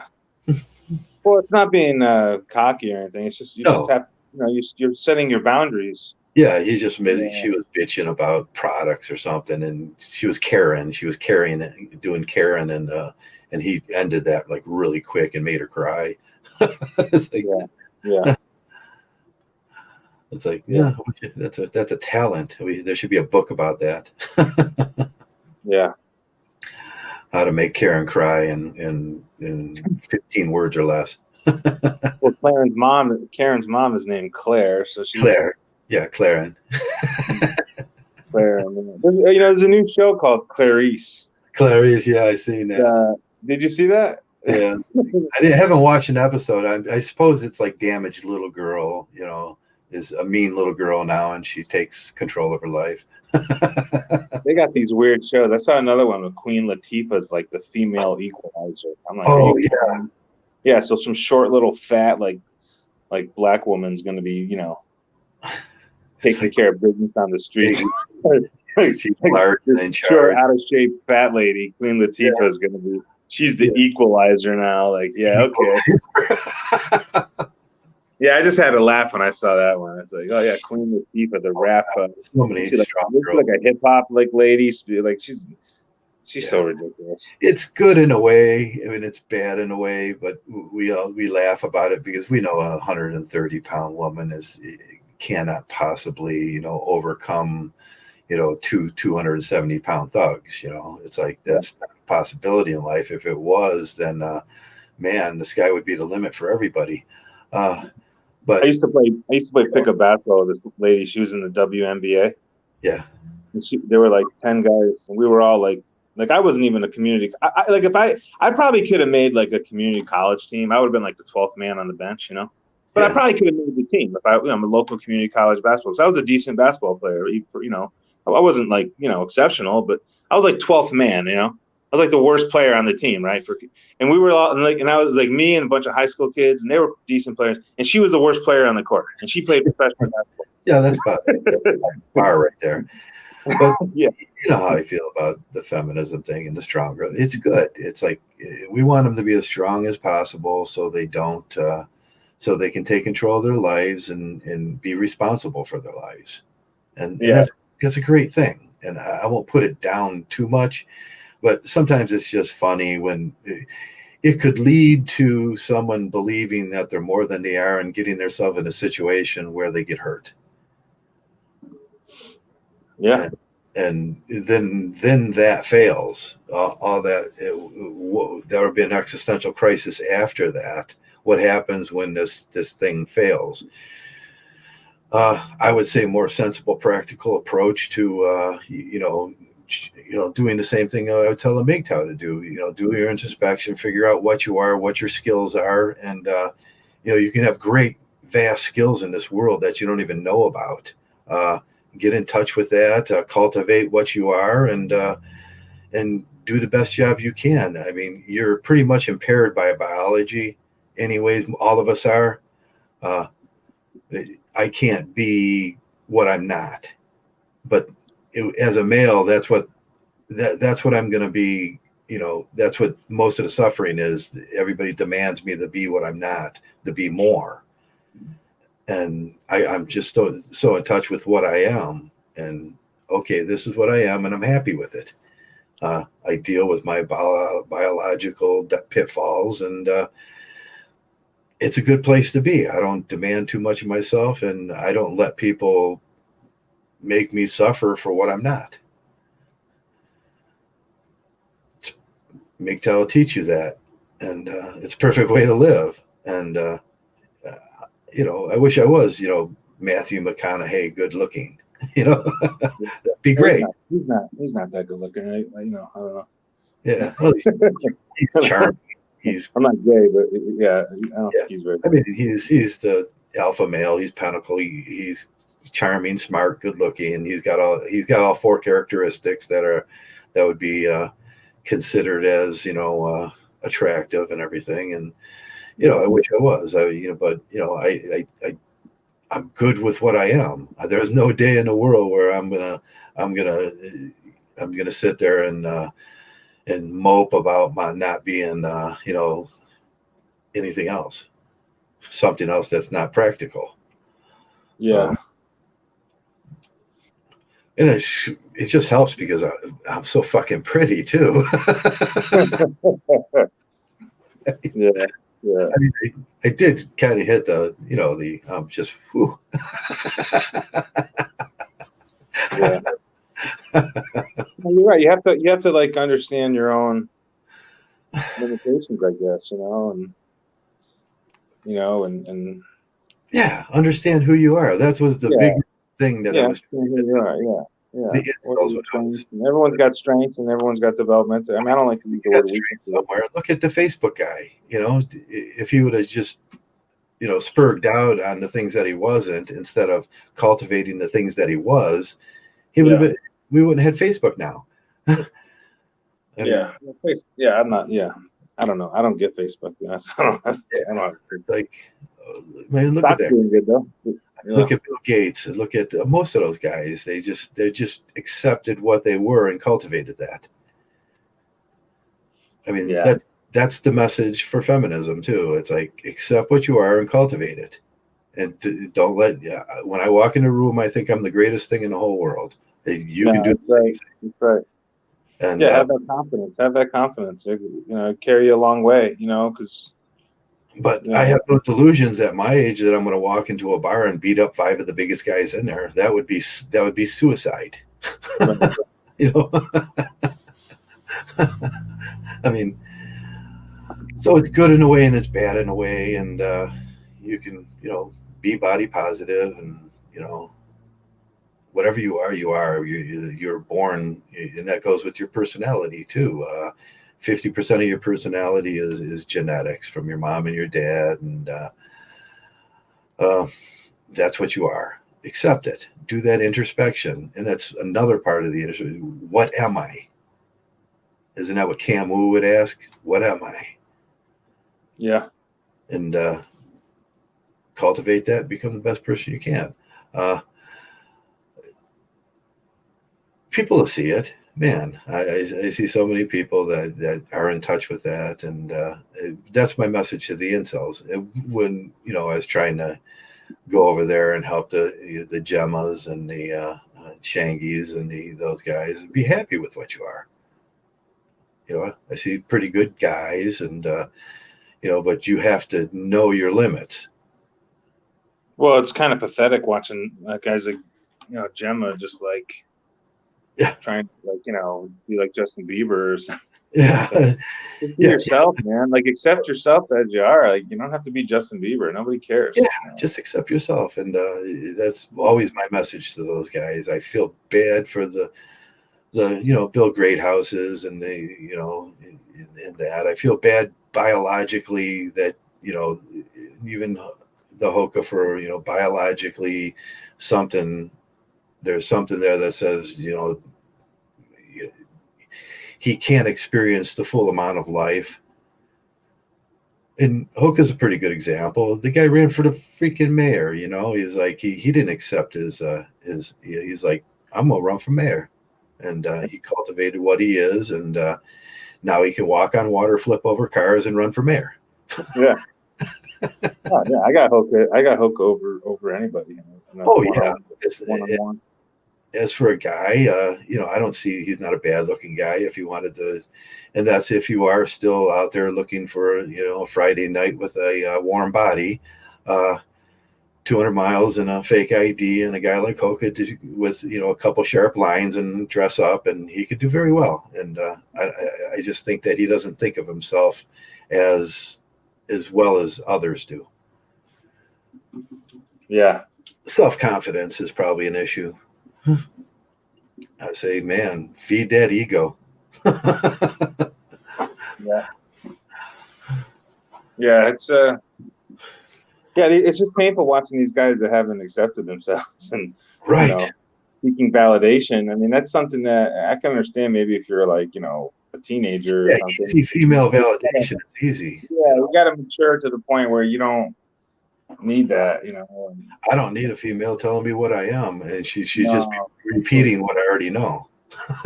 Yeah, they're dependents. So you got to remember, women are all of them are dependents. I don't really do that because of interspecific memory. Yeah, I don't care if you have a woman that makes millions of dollars a year or is married to the this that's super attractive. They're all the same. They're all dependents. Every single one, because it's not just financial. It's everything. Mimicking a social situation, telling you what you want to hear, and it's an aggressive mimicry. Sooner or later, they're going to feed on your resources, and that's it. That's sexual cryptis. Yeah, exactly. Yeah, exactly. They're all the same. So.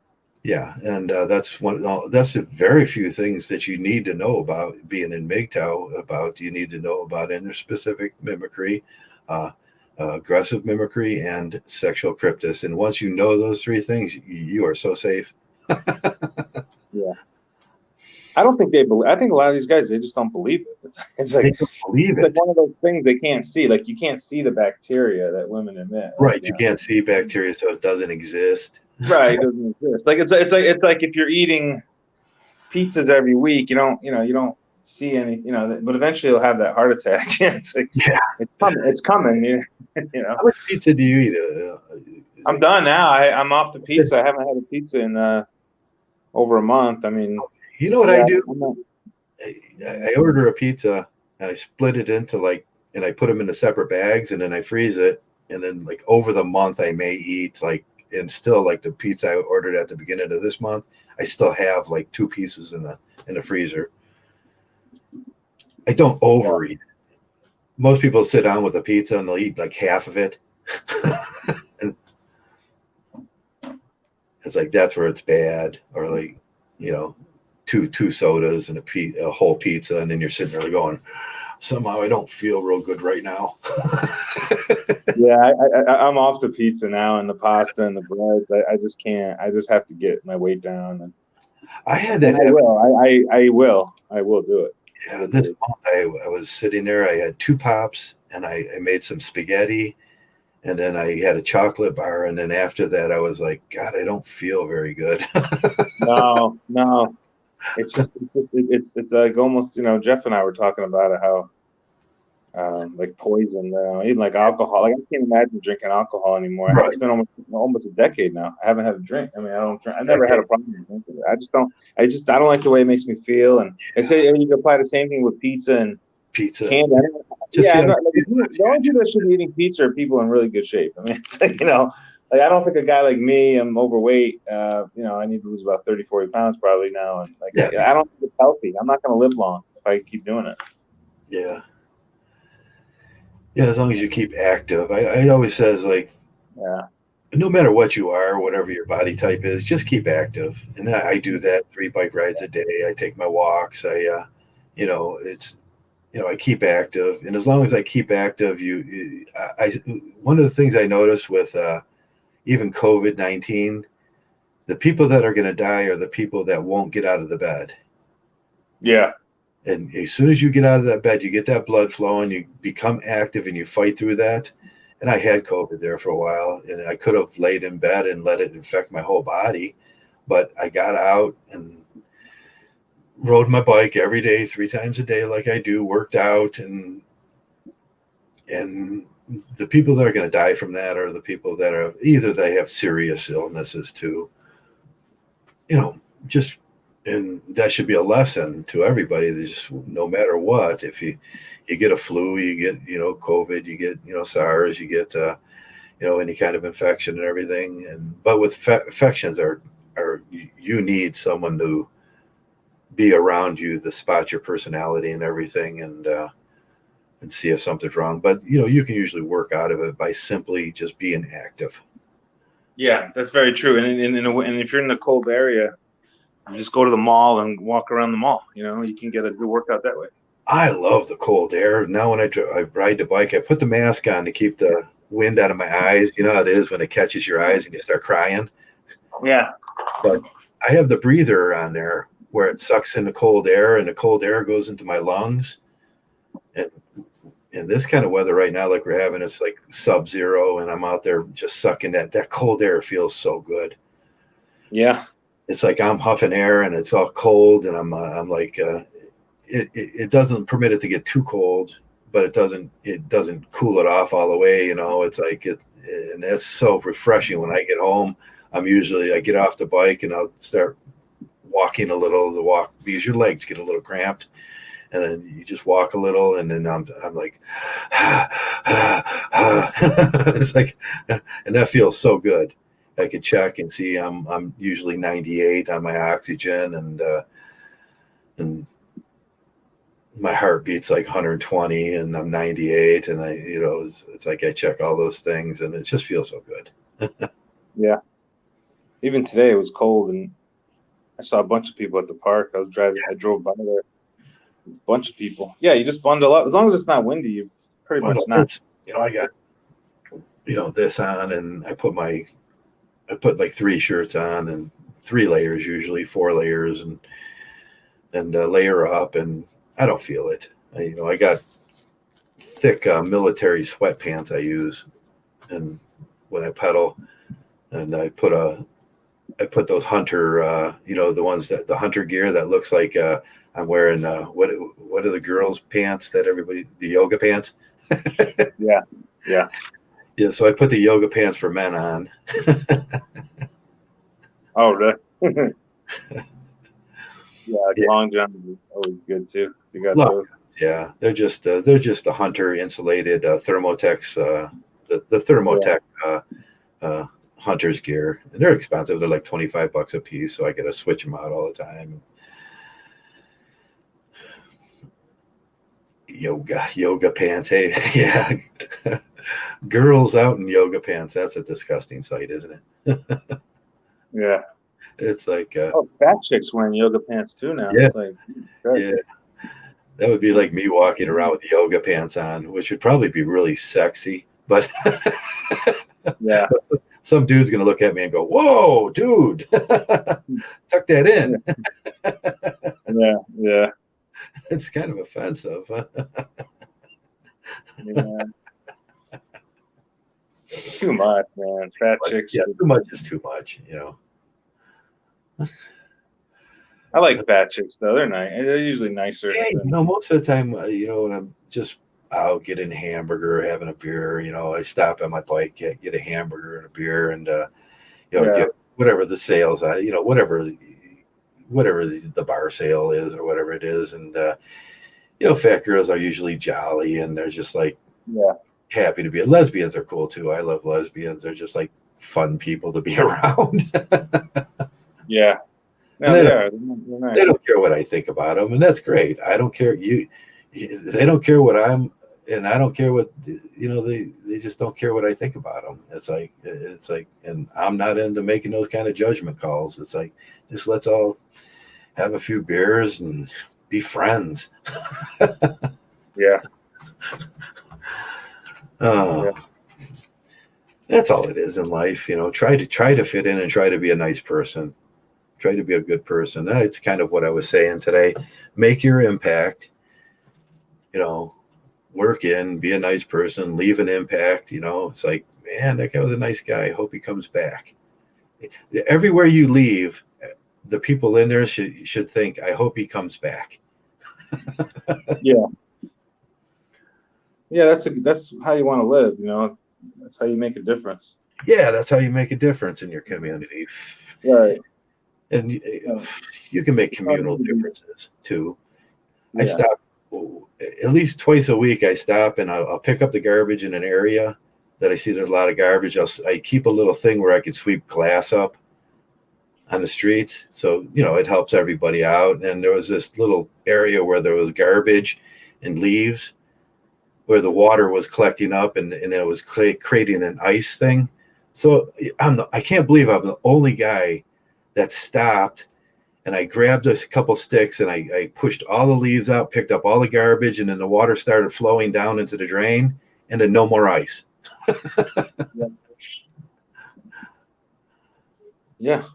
I mean, everybody was like looking at me. They were driving by. They're, hey Joe, what you doing? It's like, I'm just fixing something for you people that nobody else would do. It's like even freaking city wouldn't do. We had a guy next door. He's like has a snowblower and he's like plowing other people's driveways. And Yeah, if you got your snow blower out, it's not so hard to do your neighbor's sidewalk. he does the sidewalk. He does like 2 or 3 driveways. It's nice to walk up a street too, where somebody does that. Like I'll do it for my front and my 2 neighbors' front. And when people are walking by, you can like just notice they like, oh man, this is so nice walking on this section. Yeah, he's a good dude, man. Yeah, I mean that's what you just think about. You're being a better person, and that's kind of you should never anything you do as a Mgtow, you should leave an impact. Yeah. And that's how we'll get a good name. That's how our ideas will go forward. We're not going to get forward in Mgtow by yelling at feminists and having pillow fights with feminists. No, it's a waste of time. We know who they are. it's a waste of time, and it wastes our manpower. It wastes all of our efforts are down the drain, and it's not a good action. It doesn't look good on us, and I mean, there's so much better things we could be doing. Yeah, well, that's why I like calling them dependents, because I think it's a nice way to describe them. Right, dependence, and it's nice. You could that's what they are. True. That's the truth. Yeah. That's we can, if we want to sit down scientifically one day and see it sociologically, scientifically, and biologically, and put them through the test and say, is that a true statement? We could do it. I mean, it'll ring. I mean, off air, I got other names for them, but I don't have to share that here. Share it, but in general, they're just dependent. And if that's the life you want to live, if you want people to be dependent on you, and right, that that's up to you. Yeah, if you want those burdens in your life and stress, you become codependent. If you want those burdens, you become a codependent. She becomes your dependent, and you are the codependent. And if you want all that stress, all that, just feel free to take that. Nobody in this world is saying that these men can't, but we're telling you it's probably not a good idea to do that. Yeah, it's right. You're going to be stressed out. All the stuff we talk about. I could use some inductive logic here and say that's probably not a good idea. And they'll go, well, I see a lot of people succeed. You see about 8% of society succeed. I just don't think a lot of men are thinking that. They're not thinking that proposition through, though. That's the thing. If you walked into the casino and they were giving you 8% to succeed, would you stick around? Yeah, no, of course not. You want a game that's. I want 14%. I want the minimal state. The state says even roulette is less than 2%. It's less. Yeah. If you're playing green or red or black, you're playing at I think it's a 1.5%. Yeah. Think about casino rules. The minimal in a casino that they can set the slot machines on is 14. 14% of them win. Oh, is that right? I don't even know. Yeah, that's what the lottery. That's what you got a 14% chance of winning, and that's still pretty low. But if they gave you 8% like marriages, it's like you wouldn't even consider taking it. Everybody be walking out so unhappy. It is a lot like the casino. You see people walking out. You see, oh, that guy won. That's what brings you back, and that's the same thing with casinos used to get you to bring your money to them as marriage does. That's the best bet. If you don't know anything about gambling, your best bet is just play the roulette wheel and just play. Yeah. Just play. Just play colors. Don't play numbers. Well, you can play numbers too. But I got a buddy that play black or red. Yeah, you're playing out you're losing like 1 to 2% a year. Every dollar you put up, you lose about 1 to 2 cents. So it's not too bad. Yeah, I got a buddy that got red flagged by the casinos in America because he figured out how to do the roulette table mathematically. Well, he might have found some bad wheels or something there, but I don't know if that happens anymore. But he might have. Yeah, that was definitely a possibility. That's definitely some wheels have a bias. Some wheels have a bias. Yeah, he has a way to figure it out, and he won like $40,000 once, and then he won like $68,000 the next day doing his thing, and then they kicked him out of that casino. He went back and he said he was up $32,000, and then they just red flagged him after. They said, no, something you're doing is just like counting cards or your system. You're using a system. That's a real bias. And he says, he says, yes, I am using a system. Yeah, no, it's possible. You know what he bought? Yeah. He bought a 1968 Riviera. Oh, really? And he drives it around still to this day. It's like it was totally refurnished and remodeled and everything, and it was like beautiful. And I was like, "How'd you get that?" And he says, "Well, this is from my winnings." And it's like he loves that car too, a 1968 Riviera. Yeah. It's, gambling is strange. A lot of interesting characters in gambling. Learn how to do it if you're going to do it. Yeah. There's certain tried and true methods, even with 7 card, and if you're going to do it right. There's a lot of books on it. They had this one guy who had some type of machine or I forget how he did it. He had like this little, he had some type of device that Yeah. like synchronized with the machine, and he was able to like get jackpots out of it. Like this is a documented story. He eventually got caught.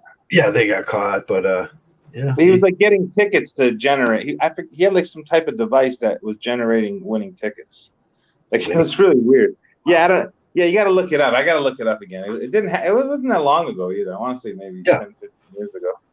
It was a few years. But he won so much money, and then like he tried to go to like he was in Vegas, and then he ended up going to Pennsylvania or something. I don't know what the hell he was doing, and then so they eventually caught him. Yeah, I wish I could. He had the device. Yeah, he had the device. I wish I could figure out a way to win a lot real fast. I mean, I was going to it was the choice of books this month was I was going to redo my math skills. Every couple of years, you got to do that. And there was there was like lectures on math, and it'll take me all the way through it again. And then I was like, nah, I don't want to do that again.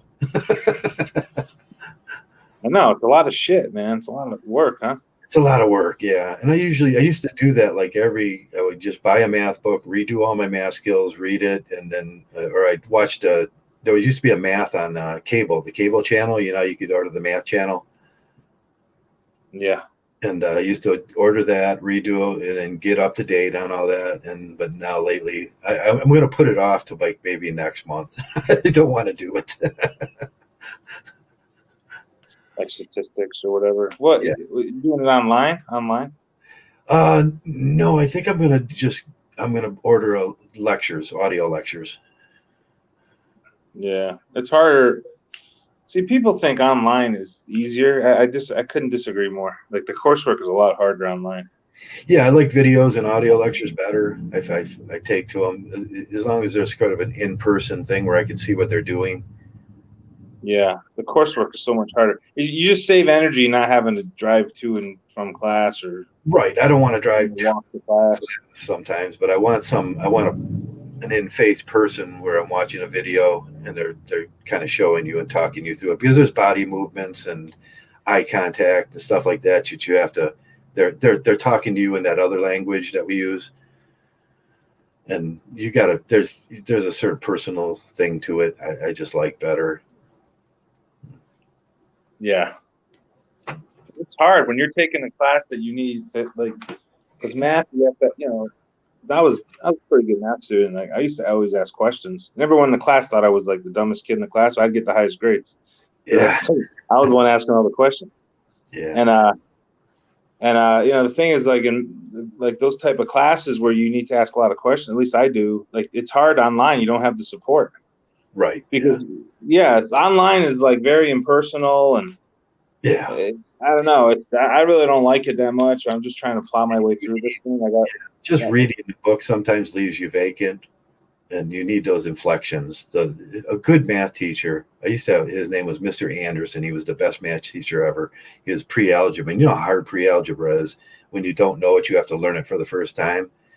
And just his movements, his characters, he would just go, look at this. And then he'd go, look here, it's easy. And then you go, it is easy. And then he'd inspire you to go, oh, that was easy. And then, a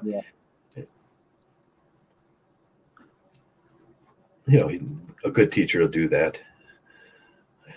Well, the good teachers are usually nice people. You get some bad teachers, they're just pieces of, they're just. Most of the time at my age too, I could do things. I just need to be reminded about how to do it now. Once I see it, I go, oh, I remember now, because I've forgotten, and once I'm reminded again, I'll just say it to myself over a few. These are the rules. And then usually nowadays too, they'll give you all the rules up at the right-hand side of the page too. Yeah. And it's like, oh, I remember now. And then I progress rather fast through it. I was just, oh, I remember. And once I say to myself, I remember that, then it's okay. I'm up to par again. Yeah, learning's changed a lot because everyone goes online now, Yeah. but they don't consider the sources of the information. They kind of. Yeah. Now for new students, you have to have you have to have that real personal thing happening because you're actually intaking the information for the first time, and you have to do it over and over. It's repetitive. Repetitive learning is the biggest part of it. Your synopsis don't take it in until you've done it like 12, 13, 14 times, and then what happens in your neurons, it sends the sugars, I can't remember what they're called, the glycides up, and then once those do it, it goes into your hippocampus, and you remember again how to do it, but you have to do that repetitively.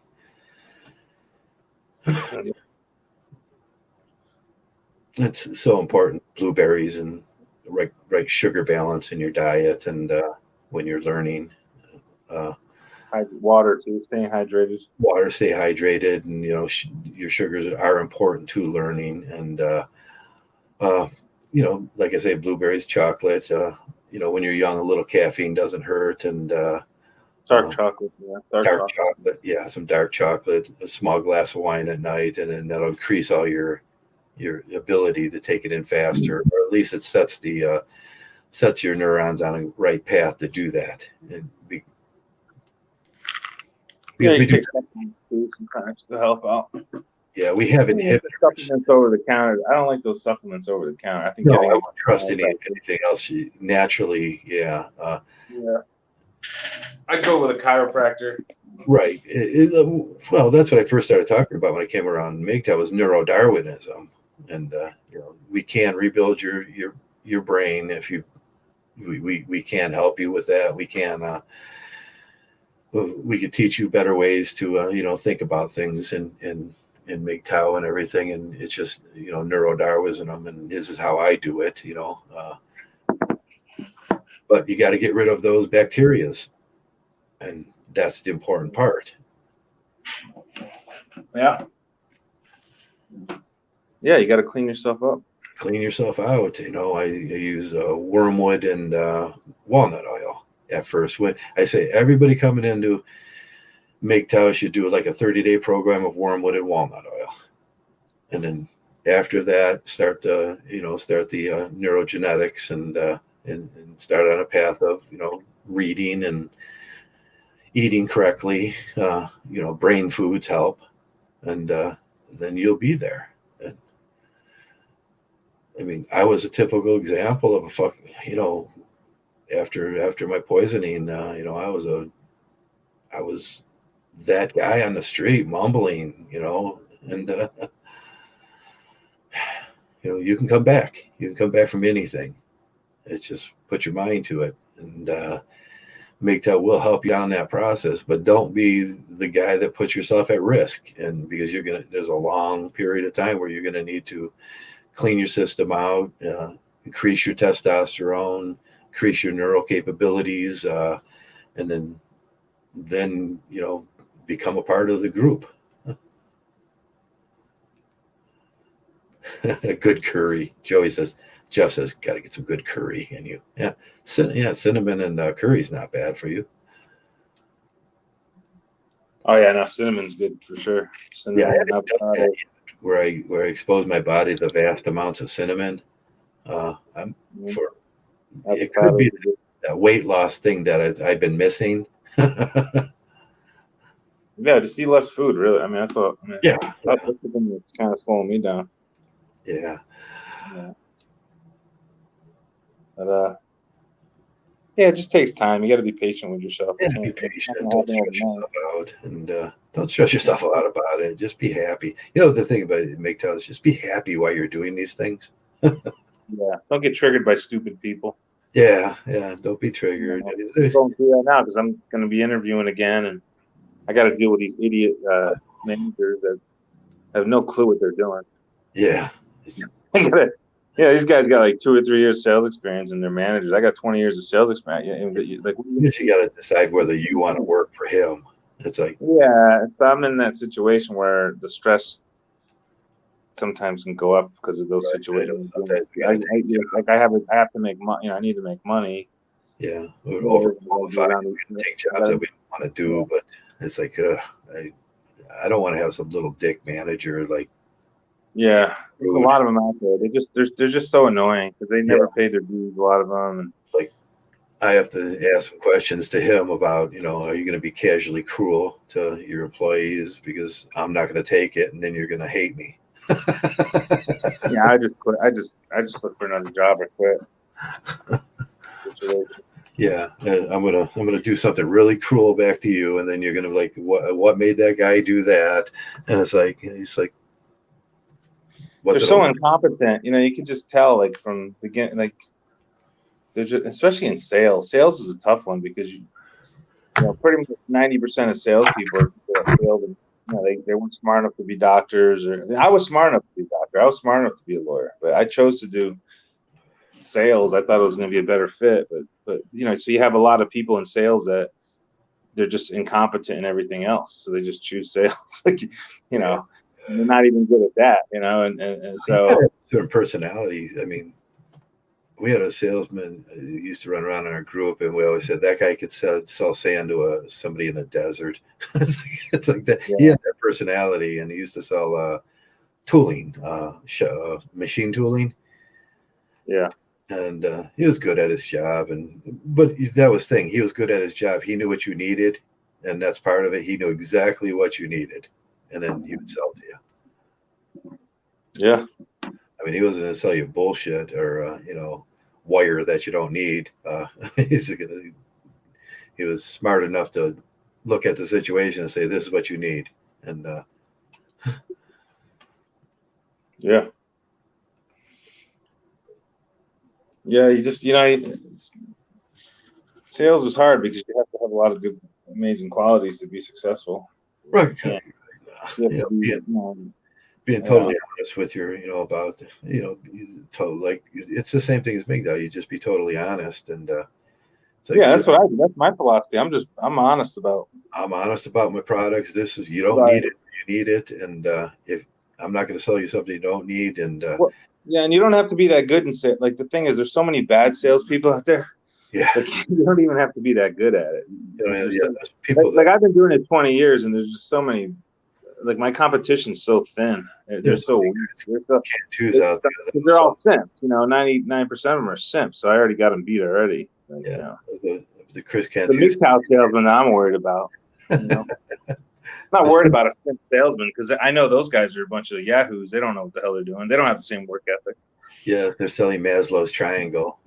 Yeah, yeah, exactly. They believe in that Maslow's hierarchy. I mean, the guy's a spurg. If you look at Maslow, look at his face, and he's obviously a spurg. I Yeah, mean, why would you listen to that guy? them are them excitable salesmen. Like, whew, you need to buy this. It's like, no, I don't. Yeah, What do I need he's to know? he studied at wasn't he at Stanford or something? Yeah, Yeah, like whatever. It's like yeah, whatever, dude. That's the thing. People think like just because you go to Ivy League school or Stanford, like people think that you're smart. Well, yeah, you might be a good test taker. yeah. You might have some high IQ or yeah, but you could still be a spurg and still be an idiot. I mean, it's not that doesn't really mean a lot. You know what I mean? Like because like this company I used to work for. The guy went to Ivy League school, and the guy was the biggest fucking idiot you ever want to meet. There's a lot He was of it. running. He was running the company, and this guy's a fucking spurg like 101. Yeah, And it's like just because he got into an Ivy League school and got his business degree doesn't mean shit. yeah. With the You have to two, prove it. You have to prove it in the real world and how you interact with people right? and the Yeah, leadership skills you have and integrity. yeah. I Just mean, don't show me your stupid degree. It doesn't. You know what I mean? yeah. I went to Brown, and I thought the people at Richmond, the University of Richmond, were much smarter than the people at Brown. Oh, really? You went to both schools, right? Yeah, it's like, wow, it was Yeah, it's that like, makes sense. Oh, you know what? When I went to community college for half a semester, and I was transferring, and I thought, I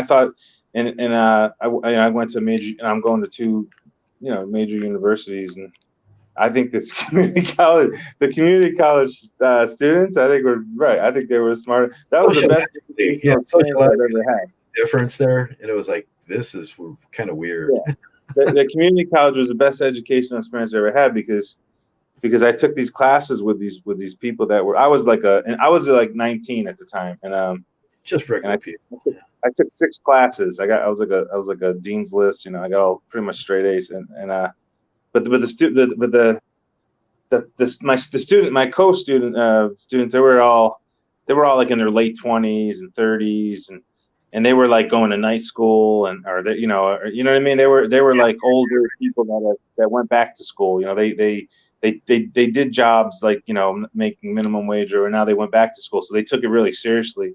Yeah, And as opposed to when I went to out of college, I went to this like liberal arts school, and these rich kids were there, and they're all like drinking and toking and smoking and skipping class, and it's like so that experience at community college was the best. That was the best thing. yeah. I think the people were thinking outside of the box, and there was more interesting people, and I like that when people, when the subject comes up, there's a little more diverse talk about it. Like, what if we thought about it this way? What if we thought about it this way? And then it was just more interesting, and made it. I mean, the biggest problem with schools like Ohio State and Michigan State is you got 100,000 kids going through those schools a year, and everybody's learning the same thing. Yeah. And that's just putting 100,000 kids out into that street that all are competing with the same level of knowledge. Yeah. No one excels out of them kind of systems. Yeah. Yeah. Yeah. That's why learning a trade, I think, is definitely if you have the aptitude for it, that's a better route. If you start off here, like I started off I started off in the Army, but I was a linguistics person in the Army, so it was kind of interesting the way I thought about things. And then I learned a trade. Most of my education came through becoming an electrician. Yeah. And as most of the guys that could become, they know you got to take the regular courses. You got to know mathematics, and you're going to eventually end up taking a sociology course that you have to take, and then or the courses you just have to take, and so you're getting the same education, but you're getting a different, it's a different perspective. And then and as for philosophy goes, it was always George Bowles' idea of philosophy, and then you opened it up from there, George Bolle. It's like, so I think the high school kid he went for HVAC. Yeah, HVAC's great. Yeah, and we went to this college. I went to the high school where most of the kids ended up going to college, and I was like, man, because he was a smart kid too. He's like, at the time I didn't understand why is he going for HVAC, and now as I got older, like he was the smart one, because I think you can do a lot with that. You can start your own business. Right off the gate, you're gonna make good money, and you're always gonna have a job. You're always going to be valued for your abilities. Like if you go for sales or something like that, you just if you work for somebody else, or there's crossovers in a lot of value as much. Yeah, you can see the crossovers in a lot of the education that the kids that do the trades they can. Yeah, I wish I did. I was like a 95 student or whatever the hell I was, and like the thing is, like I was like, oh wow, I'm too smart to do. And I wish I did it. I wish I learned how to do. That would have been a better fit for my personality, because I was always kind of like, that would have been a better fit. I'll just put it that way. If I had done a trade, it would have been a better fit for my personality. Like right now, because I'm dealing with these corporate people now, and they just give me a headache. I mean, they make my head hurt, because these are the same people that are, getting hammered on Fridays, happy hour, and they're just a bunch of maniacs, lunatics, and I don't really communicate well with. I don't really get along with them that well. Right. I try if I can, but I can see through the thing. Or if I was doing like a trade, I think it'd be a better fit for me. You could fall back on a trade, but I don't do that anymore, because I don't like the idea that I know more than these. I'm more educated, and what I do is more valuable. But then I look at the people, like the story with the office girl there. it's like she was looking down on me, and I was thinking like, Jesus, I'm on my 8th year of education here, and this girl that's barely got a degree from some 90-day community college is looking down on me. Yeah. Yeah. It's Crazy. like, it's like, lady, get real. Yeah. Well, trades are so good because you can start your own business, and that's the whole.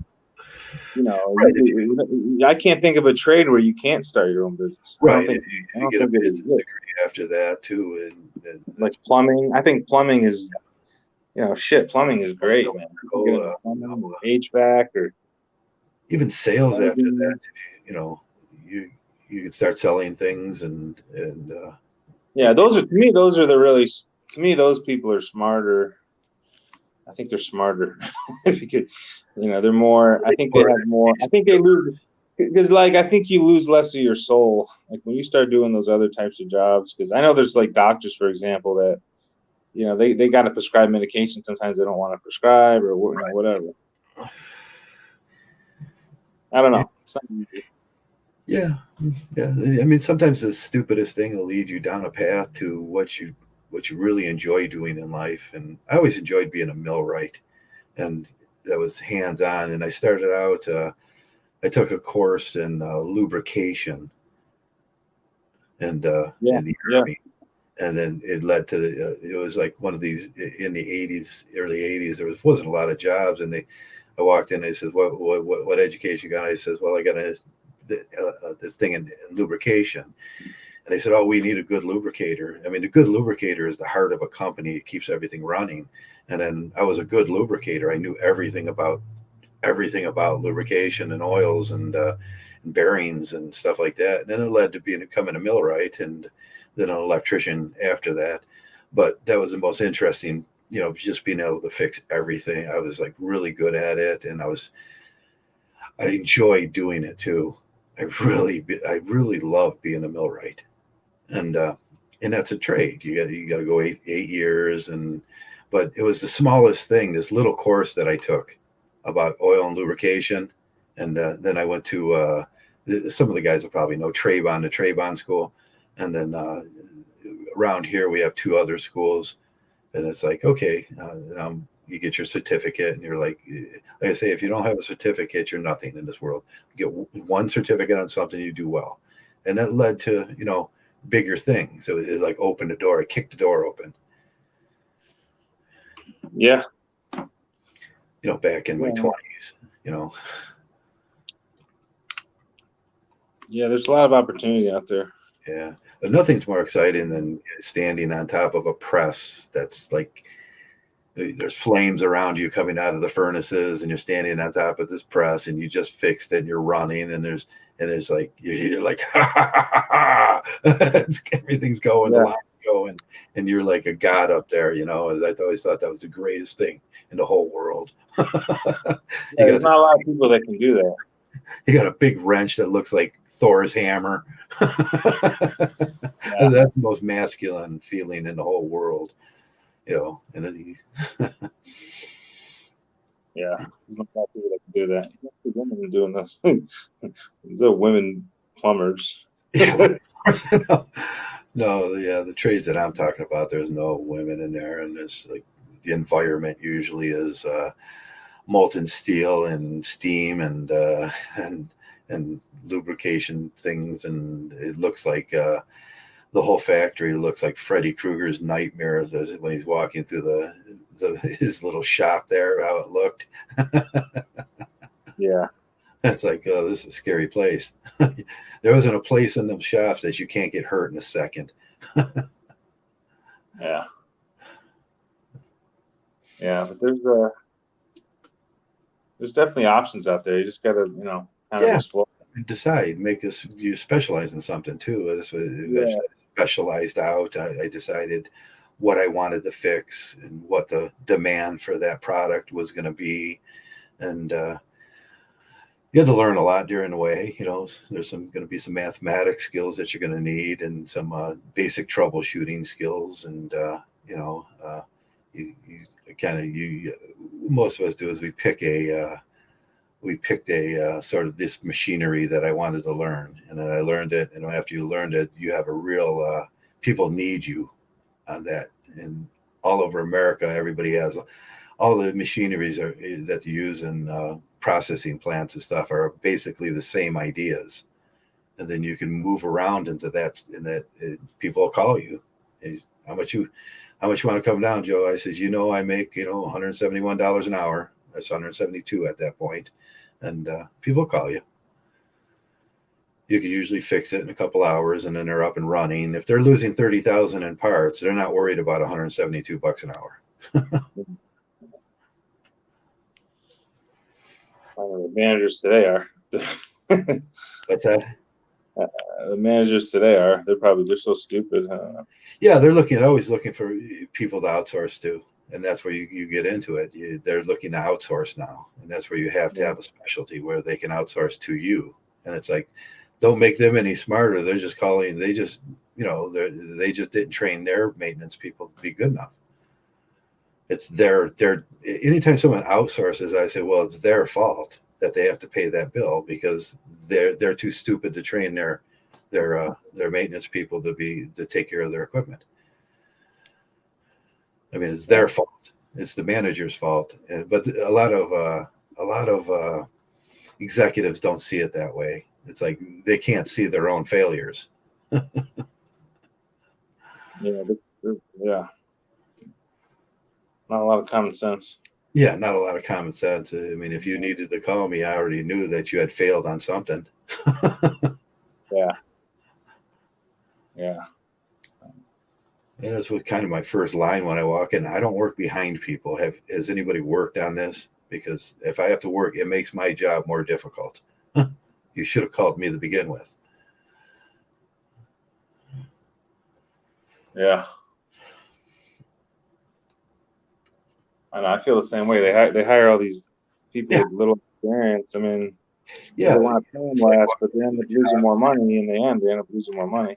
Somebody came in and pre-screwed up something before you got there, and now you got to fix it. And then, and it's like, oh well, you should have called me. Well, why? You didn't want to pay me. That was it. And right, they don't want to pay you. They have like these profiles of who they want to hire.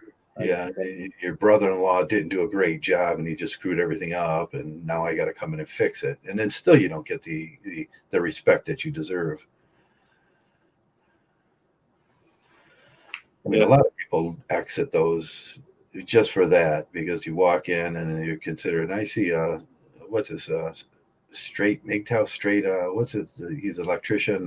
What's his name? Black guy. He's married by Mgtow. I don't know. He's an electrician. He talks about it once in a while, how he walks in and it's like sometimes they look down on him. He equates it to being black, but no, most of us have to go through that when you walk into it. And the girl with the community college education is, the 90-day community college education is like looking at you like you're just a working guy. It's like, no, lady, I went to school for 4 years for this. And I know it's hard working for bosses that are incompetent. And haven't paid their dues. I mean, a lot of these guys, you just tell they can get a bachelor's degree and 2.5, a quick 2.5 years or something, and all of a sudden didn't you pay attention while you were doing it? It's like you were drinking and partying with your buddies. Now you assume you're good enough to be in this role, and you run into a lot of those guys in life. That's why it's good to stay with. If you're going to work for somebody, try to stick with a smaller company, I think. And the frat boy thing just drives me nuts. It's like, you were a frat boy, weren't you? That's corporate world. That's the corporate world for you. It's the same thing. Yeah, the frat boy corporate world drives me absolutely crazy. Yeah, that's how it is. Try to stick with a privately held company, and it's like, if you're calling me and I'm costing 172 bucks an hour, you've done something wrong. I think those are the best companies. The established privately held companies. Yeah, there's good people in there. Make a name for themselves. Yeah, Everybody gets to know everybody and what their skills are, and everybody respects their place. And it's yeah, like you never hear someone say that guy's not good. No, that guy's the best. That's why he's here. yeah. Because the corporate world, they're gonna just hire their friends, and they're incompetent. They really are. Incompetence, and they kind of deal in incompetence too. It's like Yeah, you're just a number. You're just a number when you work for them. yeah. They don't value anything. They don't appreciate it. That's the problem. They want you in and out as fast as they can, as fast But as you got to play them like they play you. That's right. the thing. That's right. You always said So there's certain things that I do that will make you have to call me back again. right. And hate it, love it, I don't care, but I will do certain things where when I put codes in, I know those codes. Oh, you threw a flag. The game's over.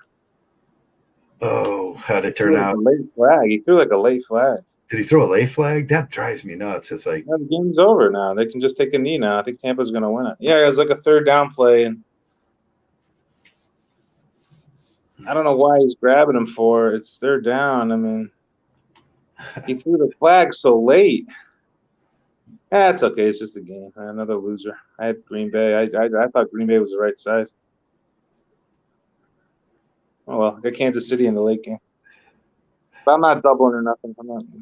I'm keep my bet, small bet. okay, Jigsaw's in, and he says you can make money off of incompetence. Yeah. JK's in.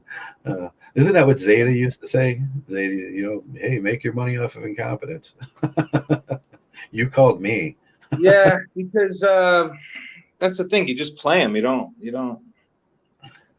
God, I hate to cut corners. That's not my style. But you learn quickly in the corporate world. Everyone's cutting corners. Yeah. Nobody's putting out their best effort because they know that. I mean, and then the older folks get it because they know they're not going to be valued. So they just, they don't kill themselves for the company. No, Zeta was what did he do? He was a limousine driver. He did a lot of different things, didn't he? He owned his own limousine, and he's like, yeah, I'll take these. I'll take their money. Yeah. The blue pill. He's like, if I got to drive them around all day on their wedding day, I'll take that money. Yeah. He's like, yeah, he had a limo business. He had a limo business, didn't he? Yeah, his best clients were blue pill people trying to impress a girl, and it's like he says, yeah, I'll feed right into that. Yeah. I'll feed you. At the end of the night, when I get that $400 or $500, whatever he charges, and he's like, I'll take it. Yeah, I can't believe Brady's going to another freaking Super Bowl. Yeah, that was planned. Look at the 4 teams that are there. I mean, I don't know how he throws the flag there. I mean, I don't know how you throw the flag on a close call like that. There's no fans. The problem is there's no fans in the stadium. That's the problem. Yeah, they're going to have Bottlegate, and they're not worried about Bottlegate again. I mean, when they make such a blatant bad call that the fans in the stand, like in Cleveland Stadium, start throwing the bottles at them. Yeah. Oh yeah, I remember that game. I remember that video. You seen that call, didn't you? Like he took I didn't see it live. I watched it later, years later. I don't remember it when it happened. Yeah. I watched the game was over. The guy took his helmet off. Yeah, they called him. Yeah, it was weird. Yeah, penalty on him, and the game was over. And then they gave I can't remember who it was, Baltimore, a chance to kick a field goal and win with no time left on the clock, and the game was over. But I'm surprised Green Bay won this game or lost this game. I mean, they're going to lose.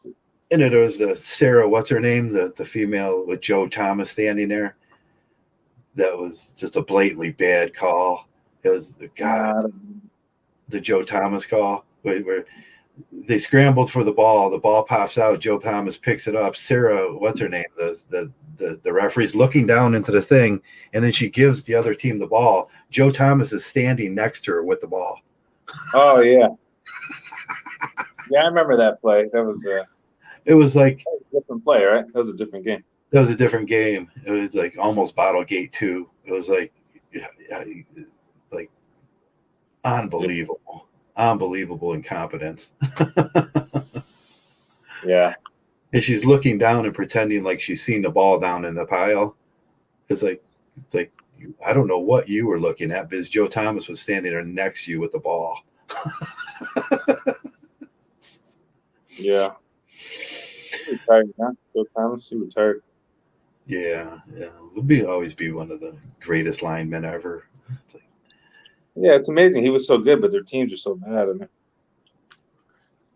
yeah, just could never put it together. Get that right quarterback. Tim Couch. Tim Couch. He was a good quarterback. He just got beat up. Yeah, he had a good arm. He just quit. He just fucking quit. He had enough. Yeah, and then Derek Anderson was, pretty good too after that. But there was like 20, 30 quarterbacks after that. I mean, and the culture was all. This Packer coach, it was 31-23 with like a little over 2 minutes to go. It's 4th down and goal at like the 10-yard line. He decides to kick a field goal.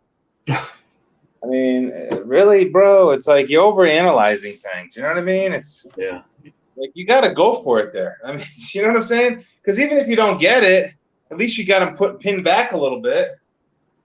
Like you have to score and get a 2-point conversion. I understand it's mathematically, right. But this is a do or die game. You have to go for it there. Yeah, you have to go for it. Yeah, the Cleveland. He kicks a field goal to go up 31-26, and now they're not even going to get the ball back. Now it looks like they're not even going to get. They're going to get the ball back with maybe 10 seconds, and it's not enough time. Not enough time. Mm-hmm. These coaches especially these younger coaches that like you ever notice these. So look at this, and with the exception of Dan Campbell and the Jets coach, so they did hire a couple of guys that looked the part, but they hired a couple of guys like in San Diego and I forget what other team it was, but maybe Houston. They hired these guys that don't even look like they ever played football, Like they look like these incels, like, you know what I mean? It's like, well, you're a football coach, you should be like you should look the part, Yeah. Oh, Solange to the Jets, didn't he? Yeah, they hire these coaches that never even played the game and never, like, they're just these analytical guys that it's like they can't appreciate how difficult the game is. Right. You know what I mean? They're just these guys that, like that Joe Brady for LSU. He's like a big shot. He went to Carolina Panthers. And the guy's like 30 years old. I mean, he's like this little scrawny guy, but he's like this offensive genius. It's like, if you're like a 300-pound lineman, are you gonna really respect a guy like that? I don't think so. Yeah. Okay. But they're 35. So yeah. Green Bay blew this one. I'm gonna rip up my ticket. I did that once I had a big bet on Wichita State last year. It was a fairly large bet. Oh, It was like close to $2,000, and they're losing by like 18 points. So I'm cursing up and down. I ripped up the ticket. This is like at halftime. They're losing by 18 points. They end up coming all the way back and winning. And so I'm trying to go in the garbage. I'm trying to pick up the ticket and like put it back together. And I went to the casino, and the guy got he was kind of pissed off at me. They're, why don't rip up the ticket until the game's over? I'm like, they were down by 18 points. I had no shot to win. I said, how was I supposed to win? Now it's over. Now I can rip up my ticket. But yeah, I was going to bet more on this game, but I lost. I lost to Green Bay. Yeah, whatever. I analyzed the game. I thought the money came. I got -3. It was 3.5 all week. I don't think that was smart money coming down on Tampa. I thought it was public money, but whatever. I overanalyzed it. But anyway, yeah. So don't rip up your ticket until it's over. Else you're gonna piss off the casino. Anything can happen, huh? Yeah. I've been losing lately, but my stocks are doing good. I mean, nothing ever goes right. You can never hit them all, It's like one thing goes good, one thing goes bad. Yeah, I was looking yesterday, and it's like trying to make sense of it. I'm just not even going to look until this thing kind of balances out again. I just can't believe Brady's going to another Super. Like, you got to be like, I don't understand like how he does it. I mean, 43 years old, and you got to be kidding me. And they're gonna, yeah, I don't know. I mean, against Kansas City, they'll probably be like a close to a. They might be favored. I don't see how. Well, Yeah. I can't believe Tampa's going to Super Bowl. I can't believe. I honestly can't believe it, Joe. Well, that's what they planned at the beginning of the year. They've been saying it all year. This the 4 teams that were in is the 4 teams that they projected to go. It's like, Yeah. Well, let's talk about the next game, Buffalo. I can't make a bet now. I don't have an online account anymore. no. I just bet $100 on What your IP? Kansas City. Yeah, I was gonna go back to the casino try to get my money back, but I'm not gonna bother. I don't even want to go. It's too cold. I don't want to drive out there. Yeah. I took my loss on Green Bay, and I'm just gonna stick with my bet with the Chiefs will probably win because I got a small bet on them. They'll probably win. The big bets lose and the small bets win. That's usually how it works sometimes. Yeah, they bumped my my account too this month. I don't know why. It's just like all of a sudden I wasn't getting the notices and no account. It's like I think I was getting too close to winning. Yeah. Well, it's a free roll. It's always good to get a free roll. Yeah. But yeah, it's annoying. Losing money is always.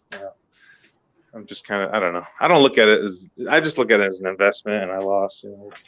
I'm not an addicted gambler. Yeah, I don't leave. It's not good. I don't recommend gambling to anybody. I really don't. Like to have my gambling mind is you go through too much torture to think. You know what I mean?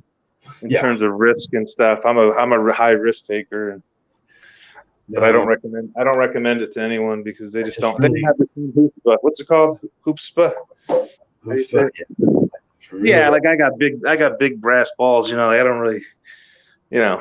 I'll just whatever. I throw what's the word? Throw caution to the wind, or how's it go? I don't throw caution to the wind. How's it go? You throw caution to the wind. Yeah, sometimes I just let it. If I got sometimes I just let it fly. Okay. I just, and then sometimes you win and sometimes you lose. And the biggest thrill of my betting year is I'm going to take like $150, and then I'm going to figure out a baseball team that's going to win a series of games. And then I'm going to put it on there, and I'm just going to let it ride. And I got to pick how many games you want before you cash out, though. Yeah, usually 8 to 10 games. And yeah, it's hard to do. It's hard to do, but when you can hit it, you can make a lot of money with that strategy. Right, I watch baseball intently, and then I like teams go on.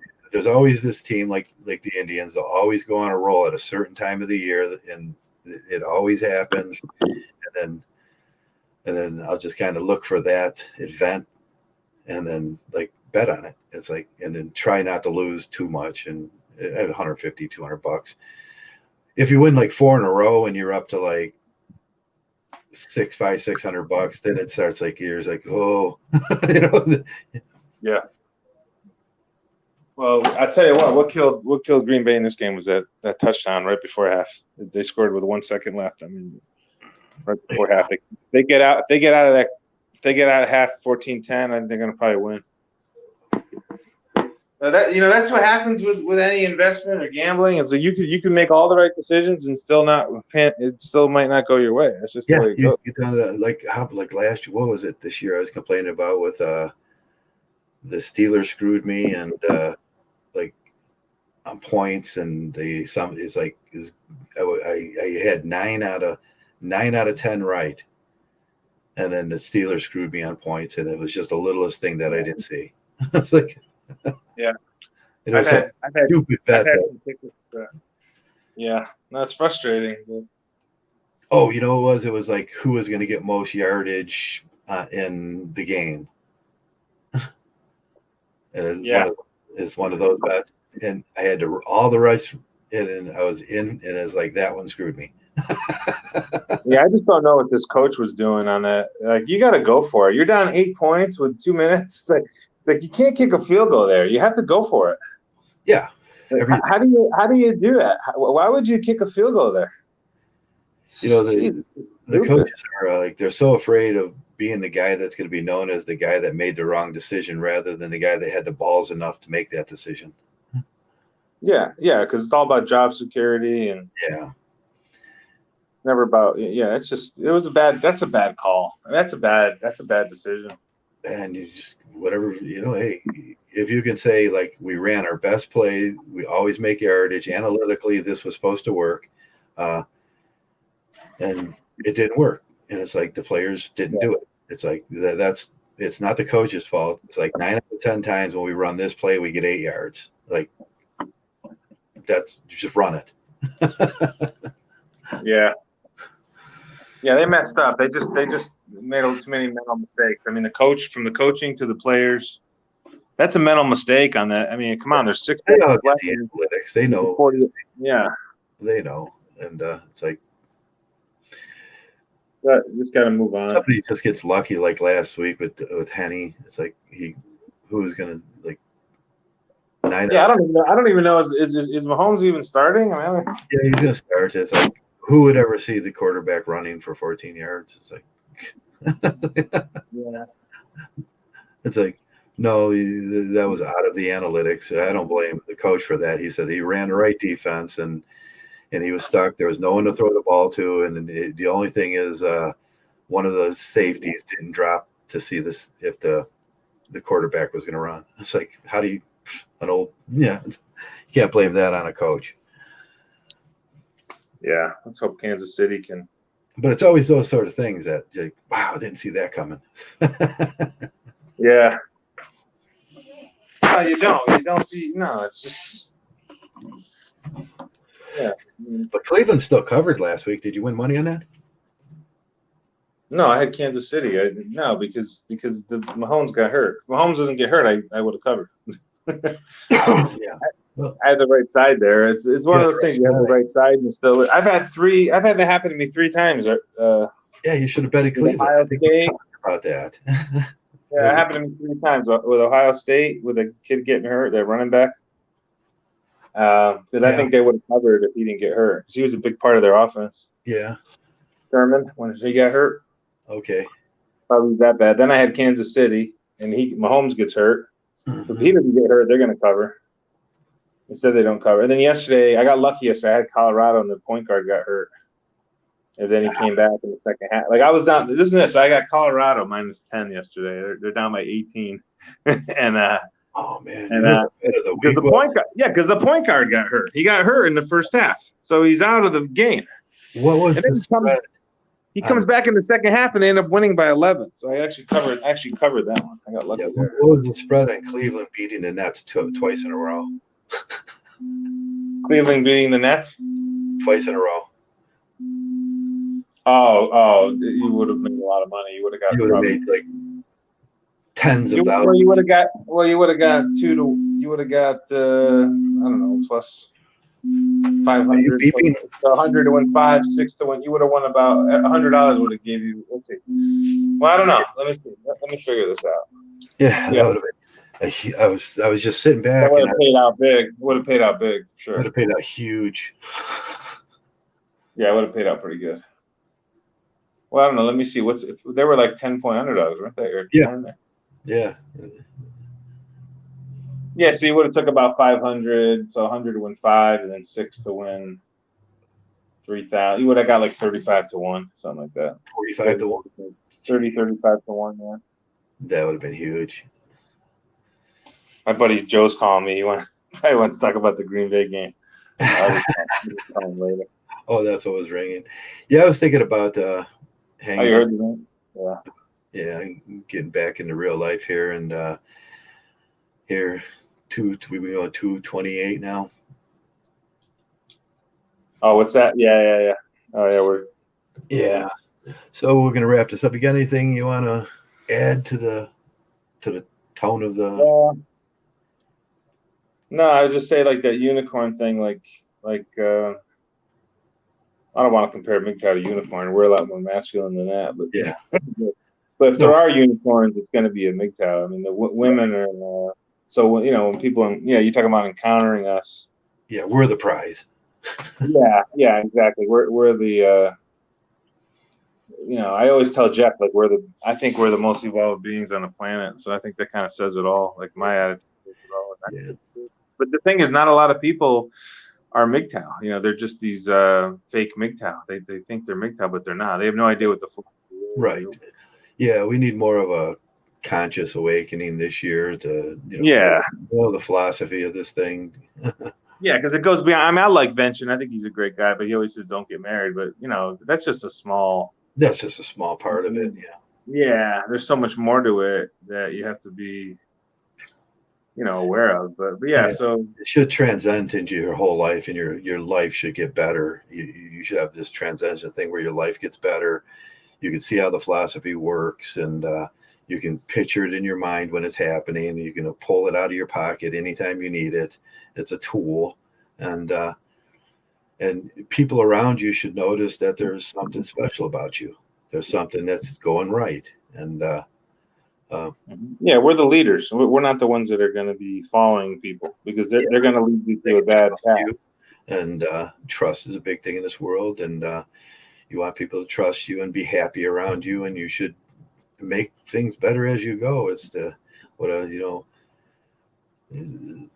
we go back to the title of this thing. Let no encounter with a Mgtow be insignificant. You should change the world as you go, and I Yeah, think that's what people should be looking at. How can you make every encounter you have with every person a better thing for them, and they get a little information. You drop a red pill, you're doing your thing, and I think we need to see more of that, and men internalizing that fact, and that's you. It's at that point, let every encounter with you be a great one.